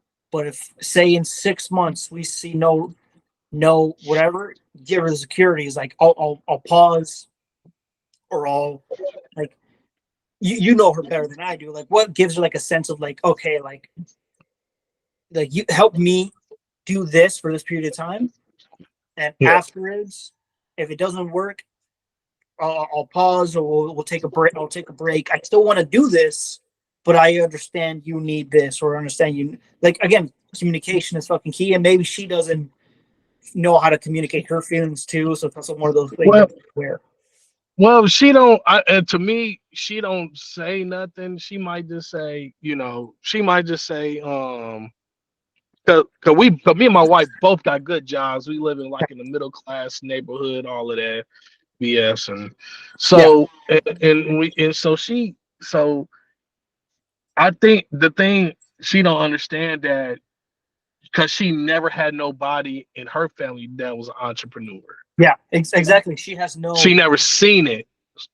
So for her, it's unknown. It's very nerve wracking. She's like, "What if this doesn't fucking work?" Well, like he's not here. He's always doing this. So you have to see it from her viewpoint as well. Like you're always like working and you're stressed and you're over stressing yourself with the brand and now in debt. So like yes, it's like from her viewpoint, and like this doesn't make sense. So Right. so you have to be able to communicate with her like, hey, give me this. I know it's gonna work. I'm being optimistic, but my goal right now is get us out of debt. I'm trying to do that by this time frame, but I need your support, which would be I'm gonna be sleeping a little bit later. Or Mm-hmm. give me what I used to do with my wife. Saturdays were my work day. It's a weekend, but I would work in my brand all fucking day. Sunday was her day. So Sundays I wouldn't work on my brand at all. It was like wherever you want to go eat, date, whatever she needed from me, I do for Mm-hmm. her. But I like, hey, give me my day. I need to like I know if I put the time and effort, it's gonna work out. I'm very positive about it, but I need to put in the undistracted work. Like, can we? Right. And again, it's a communication. You need to talk to her. And again, this is coming from I'm only 24 years old, so take it with a grain of salt. I'm a young guy. Hey, 99, baby. Represent. Yeah, I fuck it up. I've been married for four and a half years. So again, Congrats, bro. nothing crazy, but again, take it with a grain of salt. But that's what I had to do. Sit down with my wife and be like, hey, this is what I think this is gonna work out. I just need your support. It's gonna be rough. And Oh yeah. Yeah, I'm gonna have to tell her that. But it just but you giving out some good advice. And you know what's so funny? I'm 38. I'm 37. I'll be 38 this year. Mhm. And I will, and I always wanted to start my own clothing brand when I was in my 20s. It just Yeah. I never had the courage to do it until last year. Fucking self-doubt is a bitch. It'll fucking Yeah, yeah, but I'm kind of glad that I started it this late because I look at other people like You have, inspiration, like Ralph Lauren. He started his brand when he was almost 40 years old. dude. There's so many. Supreme, the guy. I think he started when he Yeah. was in his 40 as well. So it's like Yeah. you have to take it with. You have all this life experience now, and now it's like, how can I communicate that into the brand? I'm not a fucking 16-year-old kid out of his mom's basement. No, I'm a fucking like I'm a hard worker, and like being able to like communicate that to your people. So it's again, it's like it's a communication skill. It's how you communicate with not only with your wife, but your customers and your followers, and be like, "This is who I am. Do you want to support this?" And it's just takes time. But again, you're not like good thing that you're kind of aware, and you being here even right now, even talking to me, it's like you're lacking some information, you're lacking some knowledge. Not saying that you're dumb, be like like I'm not. I just don't know what I need to get to the next level. I'm green as hell. That's all I gotta say. I'm green as hell because I I well I'm just green as hell, and I But was that's like, gosh, and I'm self aware. yeah, I am self aware about my stuff. Like even like when I started doing my designs, there's some designs that will never hit the internet because they was horrible, yeah, and I learned like, oh yeah, these fucking designs are horrible. So I can't draw for shit. So I've been using Kittle. That's one app. That's a great app. And then I use Adobe Photoshop. nice. Yeah, it's stick with what you know. Take advantage of like the hour drive that you have to work, and like just listen to like audiobooks. Like if you listen to music, listen to audiobooks. Like make sure you're learning on the way to work. Uh, that would be like a little tip that I'd give. Like you're already sitting down anyway, and you're probably like your mind's off somewhere else because you already know the path like the back of your head. So Yeah. put like an audiobook or something that's like I just read book Super Communicators. That's a pretty decent one. That's like how to communicate better, mostly with spouses.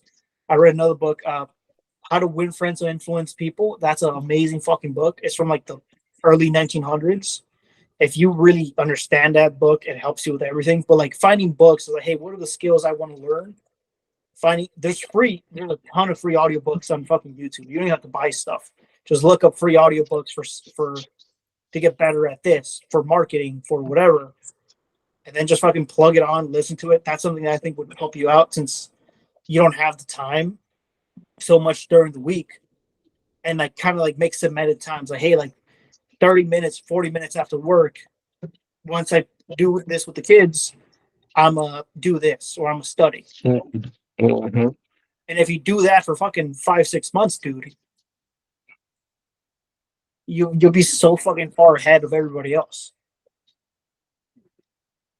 Or not even everybody, just where because your main competition, I mean, it's not like you're competing against anybody else, but you can be a better you, and you can get better at your skills, or you can be a better person overall.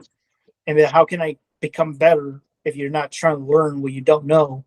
And then you can go to the next step, and now things are going to start clicking, and you're going to fucking realize like, oh shit, now I have a consistent sales because I learned this skill, or I learned this, or it's a constant process of improvement. The day you stop growing is the day you start dying. So it's constantly growing, and getting better. And you gave me great ideas about, what's so funny? My job is down the street from a college campus. Nice. And my nephew goes there, and I gave my nephew some of my stuff for the Yeah. brand, and he wears it. So Nice. it was an idea I had, was I wanted to go up there one day and just kind of talk Fuck to yeah. kids and sell some of my stuff. I wanted to do Fuck that. yeah. It just, I have to just find the courage and the time to do it. Yeah. But yeah, fucking, that's great because at the very minimum, there's probably 20 kids that meet your exact criteria for your personal customers that would wear the fuck out of your clothing. They just don't know you exist. They're looking for somebody like you. They just don't know you exist. So it's like, how can I let them know I exist and where to find me? And dude, you're right in front of them across the street. So that's all, like, not like you have to do it tomorrow, but like that's something you could like. How can I communicate with them, or how can I answer this for them, or what questions might they have that I can answer, and maybe use it to polish up your in person skills, or you just use it like hey, give it to your what was it, your nephew that goes there? Yep. Just like, hey, here's 2 free hoodies or 2 free t-shirts. Give it to your best friends. All I ask, you guys take a group picture with it. That's it. And send it to me. 2, 3 group pictures, view around campus. And if people ask, shout out my brand.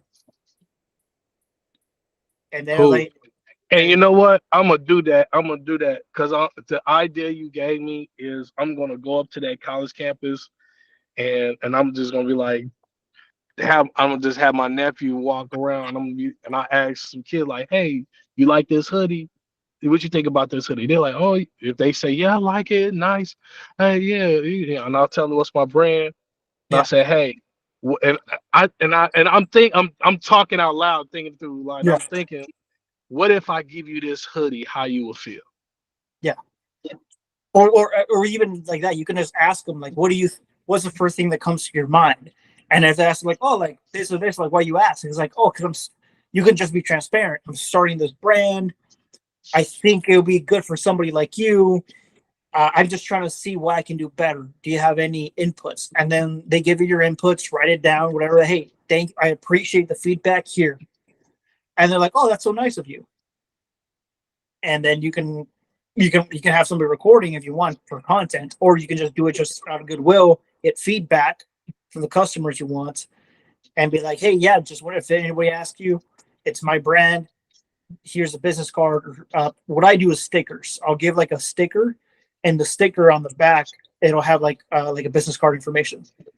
That's like on stickers. I'll do that. And you know how to use Adobe Illustrator, so I'll put my logo in the back. It'll be stuff so people can just use a sticker, slap it on shit, and they can throw away the credit card. I mean, most people throw away credit card, business cards anyway. But now you can. Hey, bro, I recommend y'all get one of these. Bro, they're called the dot cards. Oh my goodness, bro. Yeah, my brother got one of the dot cards. That would be, bro, that they would work. for you, They work so well, bro. They're really good. for The dot in-person, yeah. A what? It's like a digital. It's a dot card is like a digital business card, and it has a business QC card. code. Yeah. And all they do is you have anybody just scan it and boop, and all your information will go right into their phone. It is good for Android and Apple phones. Yeah, Mitch, that would be great for you. Yeah. If you're going to start going to the campus, they're like, oh yeah, here, and everybody can just scan your Yeah, because stuff. everybody has digital. That would be great. Yeah, and I don't do it, but I don't do a lot in person, so doesn't work for me. But for you, yeah, me, I think I'll have to build my community. I had to because nobody. I'll have to put my foot on the ground. And then I'd say if you're gonna do in-person stuff, look at books like How to Communicate, How to Sell. Like, how do I sell in person? And then start sharpening those skills. And you start doing it, and maybe the first couple kids is like, I don't know. And then you'll get better. Because then you're selling in person. You're not selling them something, but they're giving you their time. You know, they're not giving you money, they're giving you your time. And the first sale is always the hardest one because you're unknown. Nobody knows you, likes you, trusts you. So building that community, building the people, and then you can be like, for the next year, it's to be like, I'm gonna focus here, focus on my craft, my skills, put content out there, get out of debt. So starting 2025, I can hit the ground running. I'm good. I have a community. I'm out of debt. I have funds to do new drops, and I'm ready to fucking go. Right. And then because now I restructure how I'm going to do drops. Because a lot of my stuff now, because I have a hybrid site. My site is hybrid where I got some stuff on hand and some stuff is print on demand. Nice. Okay. And then, but I also reached out to a couple like local printing shops. You know, but I noticed some of the printing shops they a little more expensive. The local What I ones. do to cut down on price, I'll buy the blanks myself. So Shows. Yep, that's right. I because already know where to buy the blanks from. Superline. yeah, I'll buy. I'll go to S&S and Apparel, but you can go Superline. I haven't gone, but yeah, you can buy like normally. This T-shirt's like $4 or $5, but if they buy it, they're gonna charge you $7, $8 for it. Yeah, I saw like $9 a shirt, and then to print the stuff, it was like, I'm like, dang, they wanted Yeah, like $17 a shirt. I'm like, damn, I mean, if I'm selling it $17 a shirt, if I'm buying it for $17 a shirt, I had to sell it for at least $50 to make some type of profit. you could. Yeah, if you buy the blanks yourself, you cut down so much. So you what do you do next? You give your manufacturer the blanks or what? What I normally have done in the past, I'll book order for MS&S Apparel, and I'll get them shipped. It's communicate with the people first. It's like, hey, are you guys good with me buying the blanks? I just want you guys to print them, and they'll be like yes or no or whatever. If they say yes, like okay, what's your information? I'll get their info. I'll order it, get it shipped to them. Once it gets shipped, I send them the info with like, hey, it's gonna get there on Monday or Tuesday, whatever. They get there, I get the notice, I let them know. They're like, oh yeah, I got here. They print it, and then they'll either send it to a fulfillment center or they'll send it to me or whatever the next step is after production is completed. I didn't even know that was possible to do that. That's cool. Oh yeah, dude, this fucking saves you a lot of fucking. I was gonna tell you, bro.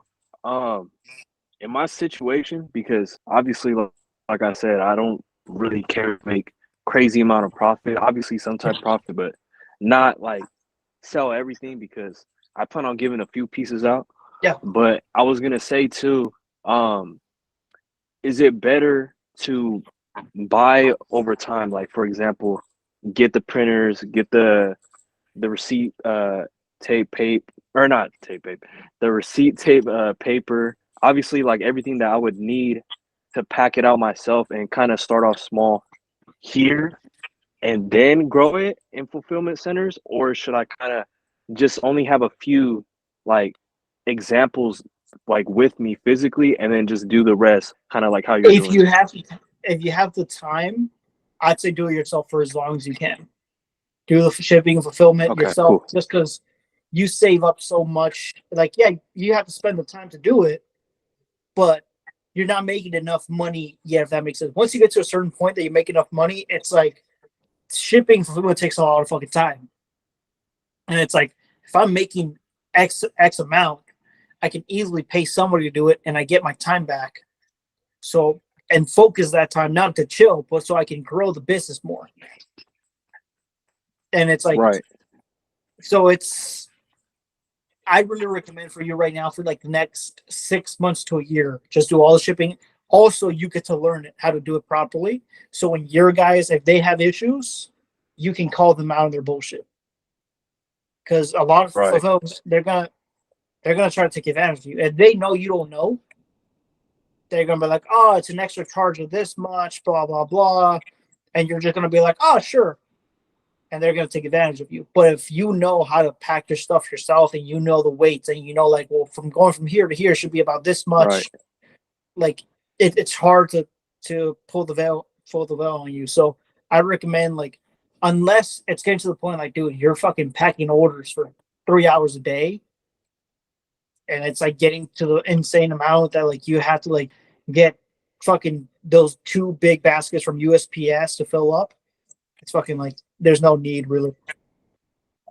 Oh my goodness. But yeah, I appreciate it. But I was gonna say, so one more tip I got or a question is so when I'm getting everything situated in terms of just not only just obviously having the inventory on hand, but for example, like I really don't mind packing. You know what I mean? That's like something I can do fast, whatever. Obviously, it's easy. And the one thing I was gonna recommend is in terms of like obviously building my website, right? In terms of doing like, for example, like physical on-demand type of purchases. Like let's say I'm I'm at a church event, right after church. I'm talking to some people, and they're like, "Oh, I want to buy from your brand. Okay, I'm gonna buy from you. All right, I got everything. I got Venmo, Cash App, whatever. What's the best way besides just kind of like always getting it in terms of like just separate different types of, I guess you could say, avenues like that, to having it Like like payment processors. with the pre-made website to where it's easier to kind of process a payment to keep track of it? Like, what's your Uh, you, so I threw all my business through Shopify because Shopify is the easiest.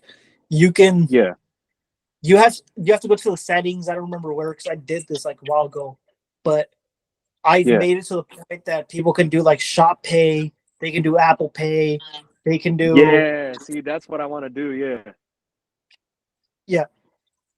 I honestly forgot how to do it, but it's super.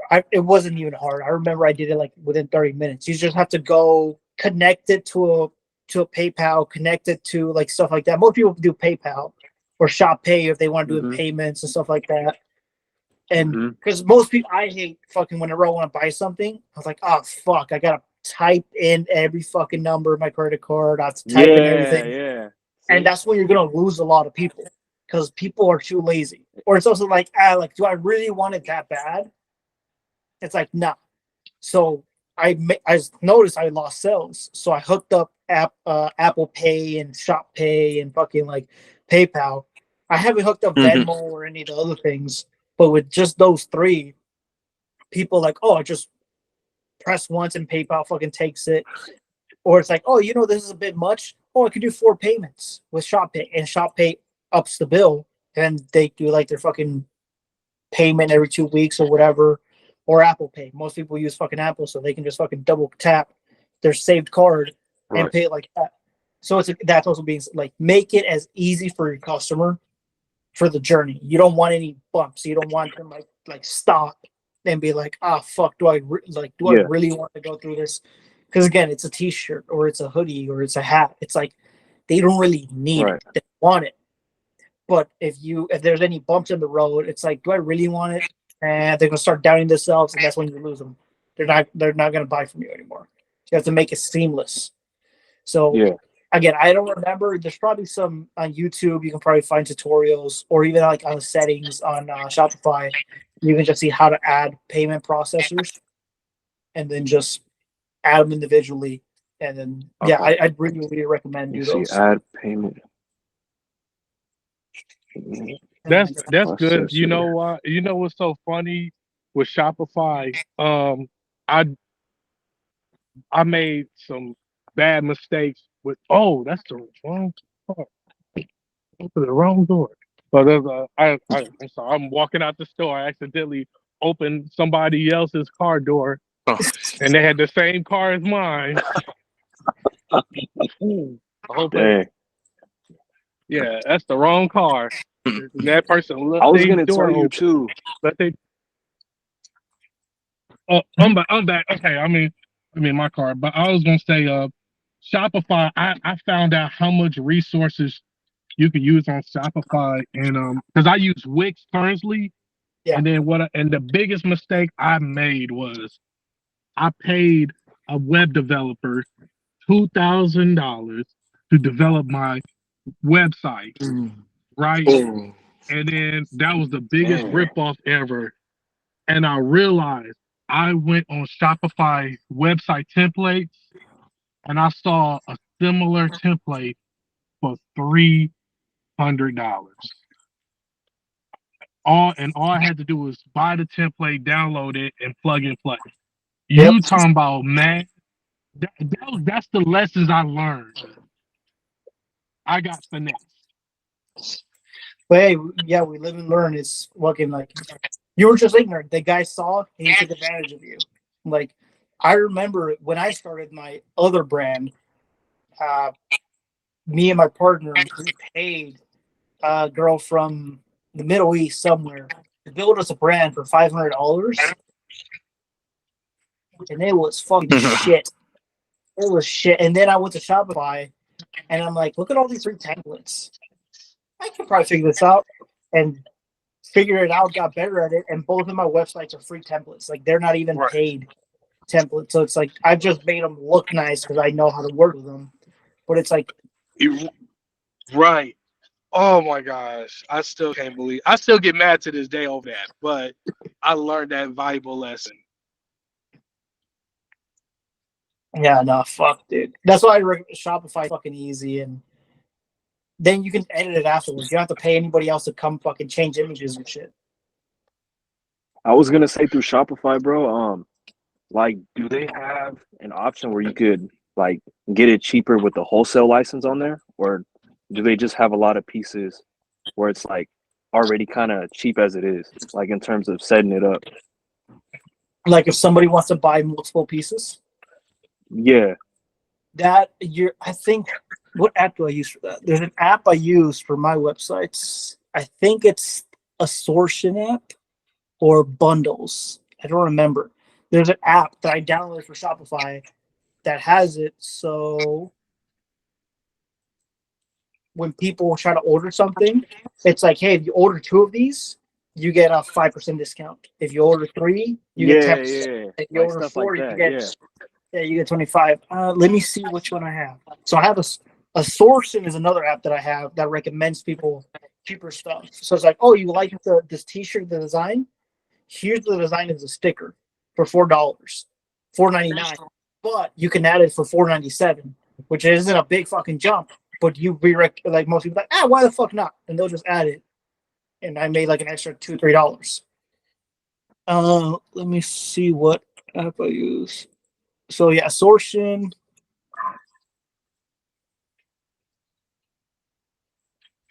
I'm not sure. I can't find it right now. But yeah, Sortion and Bundles are 2 that I've used. And you can probably look up on Shopify like the app store. It's like, how can I like bundle Let me see. items? And then How do can look you at spell it? Bundles or Sortion? Extortion.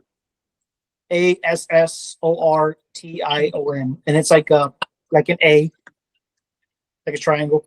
Oh, And okay. I'm not sure if that one does the bundles. That's the one where I can add like, hey, recommended products, or after somebody purchased it, like, hey, you do want to purchase something else too? And like that, I've seen like that helps me out with like some sales, like selling things that like I'm trying to get rid of, like stickers or small items. I'm like, hey, here's this for $5.99. Do you want to add to the cart? And they could be like yes or no. And most people say no, Sure. but I just need a couple in a month to just get these things up and moving. But that's what Yeah, I because use. I was thinking about doing that with the shirts, like adding like a little sticker or something. And then if they wanted to buy one, like a bigger version for like $2 more or something, like, oh, there's a deal. If you want, yeah, Yeah, Sourcing again, 100%. And yeah, you have to fuck with it because it's like it's easy to understand, but you still have to find all the buttons. And you go like, hey, you can buy the sticker for again. You can put percentage points or just like, hey, do you want to just add this to your order at full price? And then there's others, like I said, like buy 2 for $10 or buy this for this many percentage off or for this a dollar amount off. And then people are like, I'm already here, why not? And again, you're just helping them make the decision. It's like, hey, if you want to buy 2 anyway, here's a free 5% discount if you buy both of them right now. And yeah, here's a button that I made specifically for you. So it's like helping them make the decision. yeah. I was gonna tell you, bro. What's the name of your website? I have my main one is fixed bayonets. So again, say like how I put in the messages, 6 bayonets. www. Okay. fixedbayonets.com.co. But you look up fixed bayonets, it should be one of the first things that comes up. And it's very military in the style. See, let me go to it. That's fine.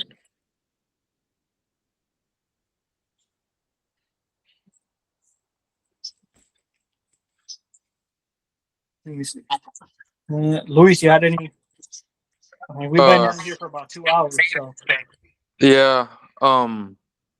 What are questions that you asked yourself when you didn't have when you were making when you were first making content to try to build an audience to that knows you, likes you, and trusts you? Like, if you remember. like the questions I'd ask myself would be, Like what kind of content? Like well, yeah, what's exactly like pretty much like what do they want to see? What do they care about? Like, because me sharing another picture of my stickers, they don't want to see that shit. Like, by the most part, like, how can I give them something they want? What is something they're already looking for? But how can I give it to them? Uh, Trying to think like another question is like, what's gonna make them stop scrolling? Like, what's gonna make them actually like stop, not just like glide past it. like the words you were saying, like die mother. Yeah. What words, what images, what things, what's noises? What can I do to make them stop scrolling? What colors represent me that I can use more that they can build a connection to? Little things like that. Again, the audio, like what, like my brand is very World War II, so I specifically only use music from the 1940s, 1930s, 40s, a little bit of the 50s, so people get the vibe I'm trying to put out there. Since it's history, what happened today or what happened this week in World War II that I can share a picture about, that's cool, that people are going to like. And then does any of my content have to do with this or any of my products? Because if it does, I'll post a picture, and then the second picture will be my product. Trying to think like what other things I used to think about. It was like, how can I serve them? How can I like be top of mind for them? Like how can I make it whenever they think of World War II, Marine Corps? I'm the first brand that comes to mind. Yeah. Like, who do I want to be in their mind? Like, what corner do I want to like own in their mind, and how can I make it so I'm known for that? Who can I work with that has the audience I have? Like I want to go for these people. This guy has it. He has like I have a buddy. He has like 160,000 followers on Instagram, and we became buddies. And he's very much he was again Marine Corps as well, and he was a machine gunner. So we started talking. We made a relationship as friends. So I'd ask him, "Hey, can you share my stuff on your story?" And he wouldn't even charge me for shit because we built a relationship. I found other guys, same thing, that also share World War II history, and I'd be like, "Hey, like I really like your stuff. Can I send you a free sticker or a free T-shirt or whatever?"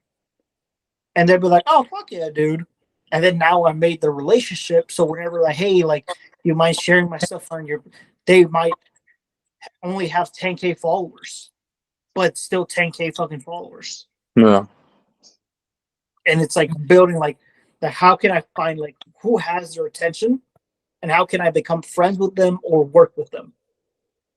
So that would be like things also I'd say like how can I cement myself in the community, not like be an island of be like I'm just here by myself, but I'm very much part of this community. I'm with this person knows me, this person knows me. I'm commenting on their posts, they're commenting on mine. We're sharing each other's stuff, so then their followers are like, who the fuck is this guy?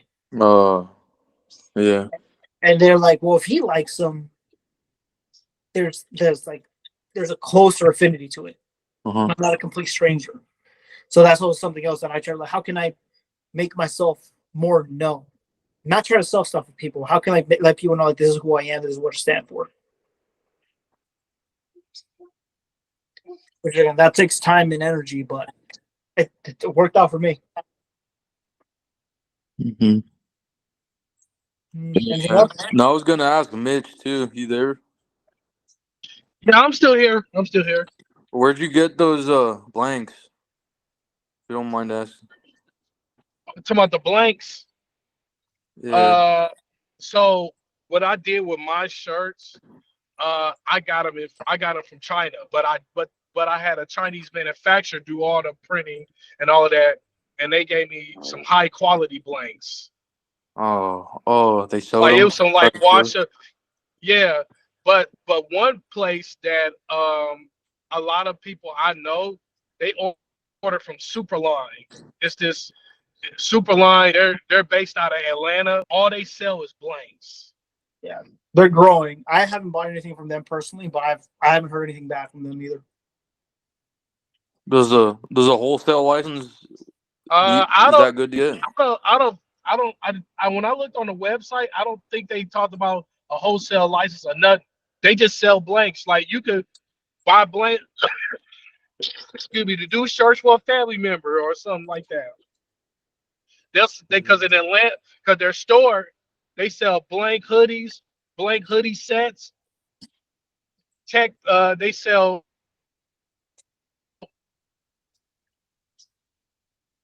blank socks, blank hats, all of that. Because It's that's just gonna be the stuff you next can print. go.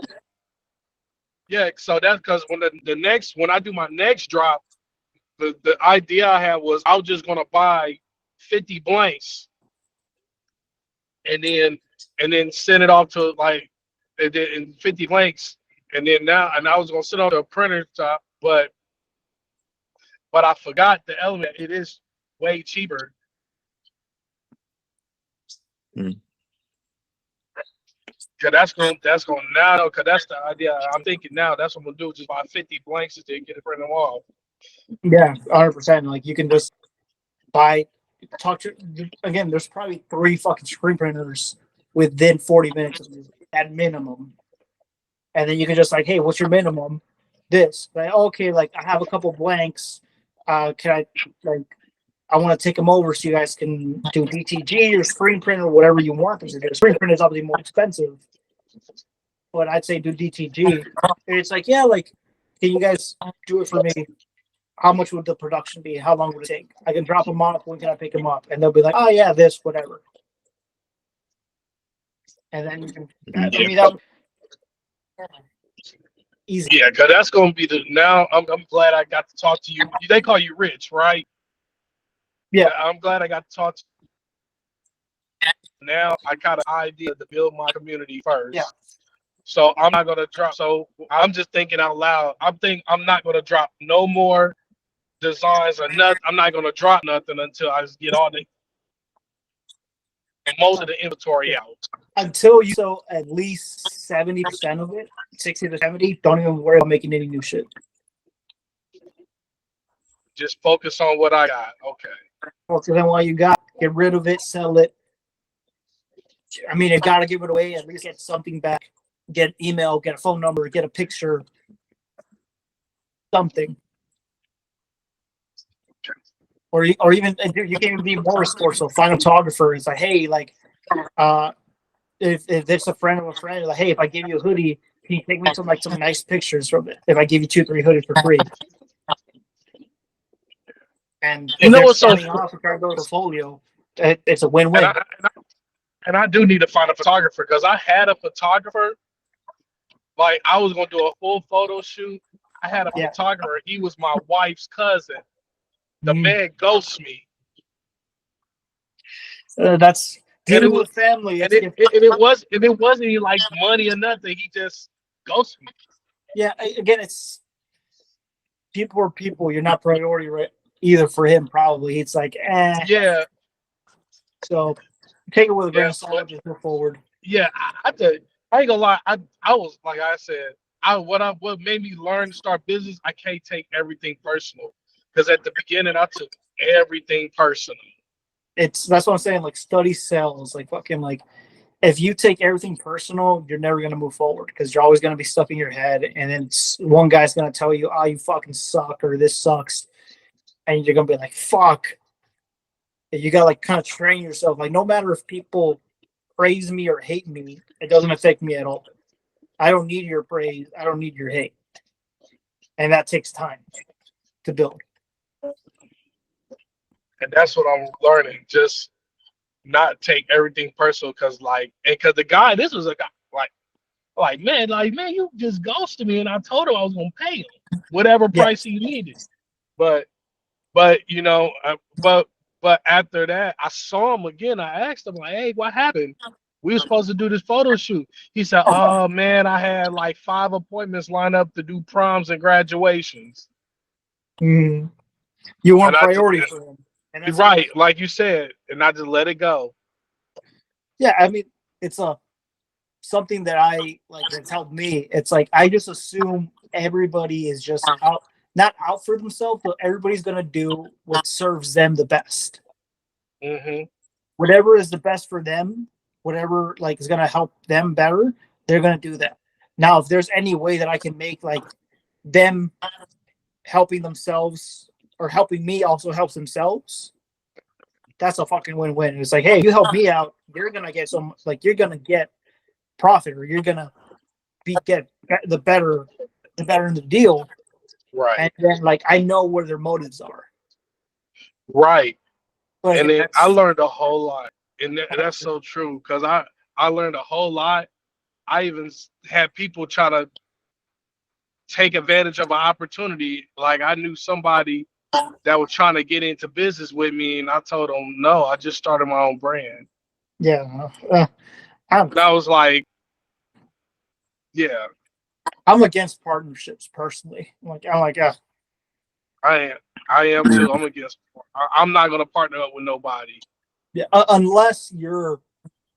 Some partnerships are good, but most times partnerships are shit because people work with their friends, but people are too much like their friends.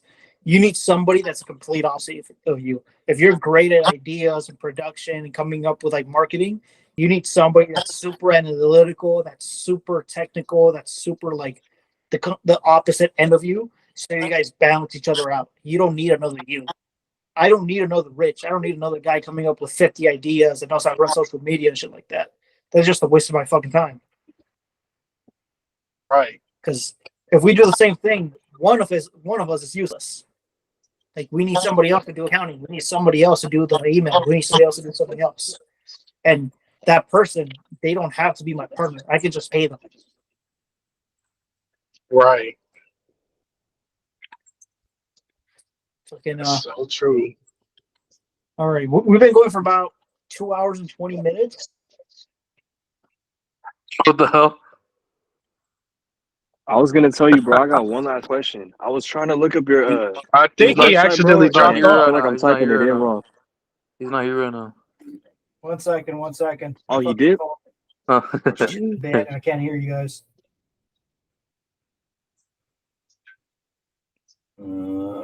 Fuck.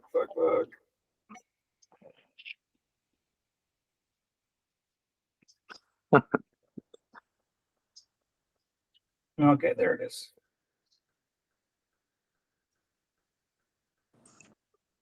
All All right, right, all Rich, you right. back? I was gonna tell you, bro. I was typing in your website, bro, and I feel like Yeah. I'm doing it wrong because I don't see it popping up. So you said, what was it? FIX, not six. FIX. FIX? Okay. Let's see. FIX. And then is the rest correct? Yeah. Okay. Let me see. Should be the Because I first love World one. War II, Yeah, bro. that's Like it. that's like my favorite part of history. Ooh, I like that. Yeah, those. Oh yeah, I'm for sure. Don't worry about it, dude. You don't have to buy anything. But those are just kind of spin-off designs that I made, and like yeah, I have that pop-up come up on purpose with Klaviyo so I can collect Yeah, emails. So it yeah. pops up. Shoot. The timer kind of rushes people, but my website's Yeah, not that's perfect. smart, bro. Still gotta work with it, but let me think. And oh yeah, I'm for surely copying. any last minute questions that you guys might You again know what's next crazy, Wednesday bro? we're gonna hop back on. Huh? I don't want to say too much on it, but obviously one of the songs I'm gonna drop is Yeah, about the military, and it's a nice. very like deep song, and it's very military oriented. Like the sounds I'm gonna use, trumpets. Like I don't want to say too much, bro, but it's just such a hard song.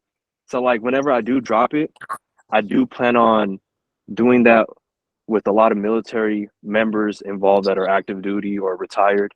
So I'm gonna Yeah, reach out to you too because I know that's obviously a community that's very important in terms of this country too.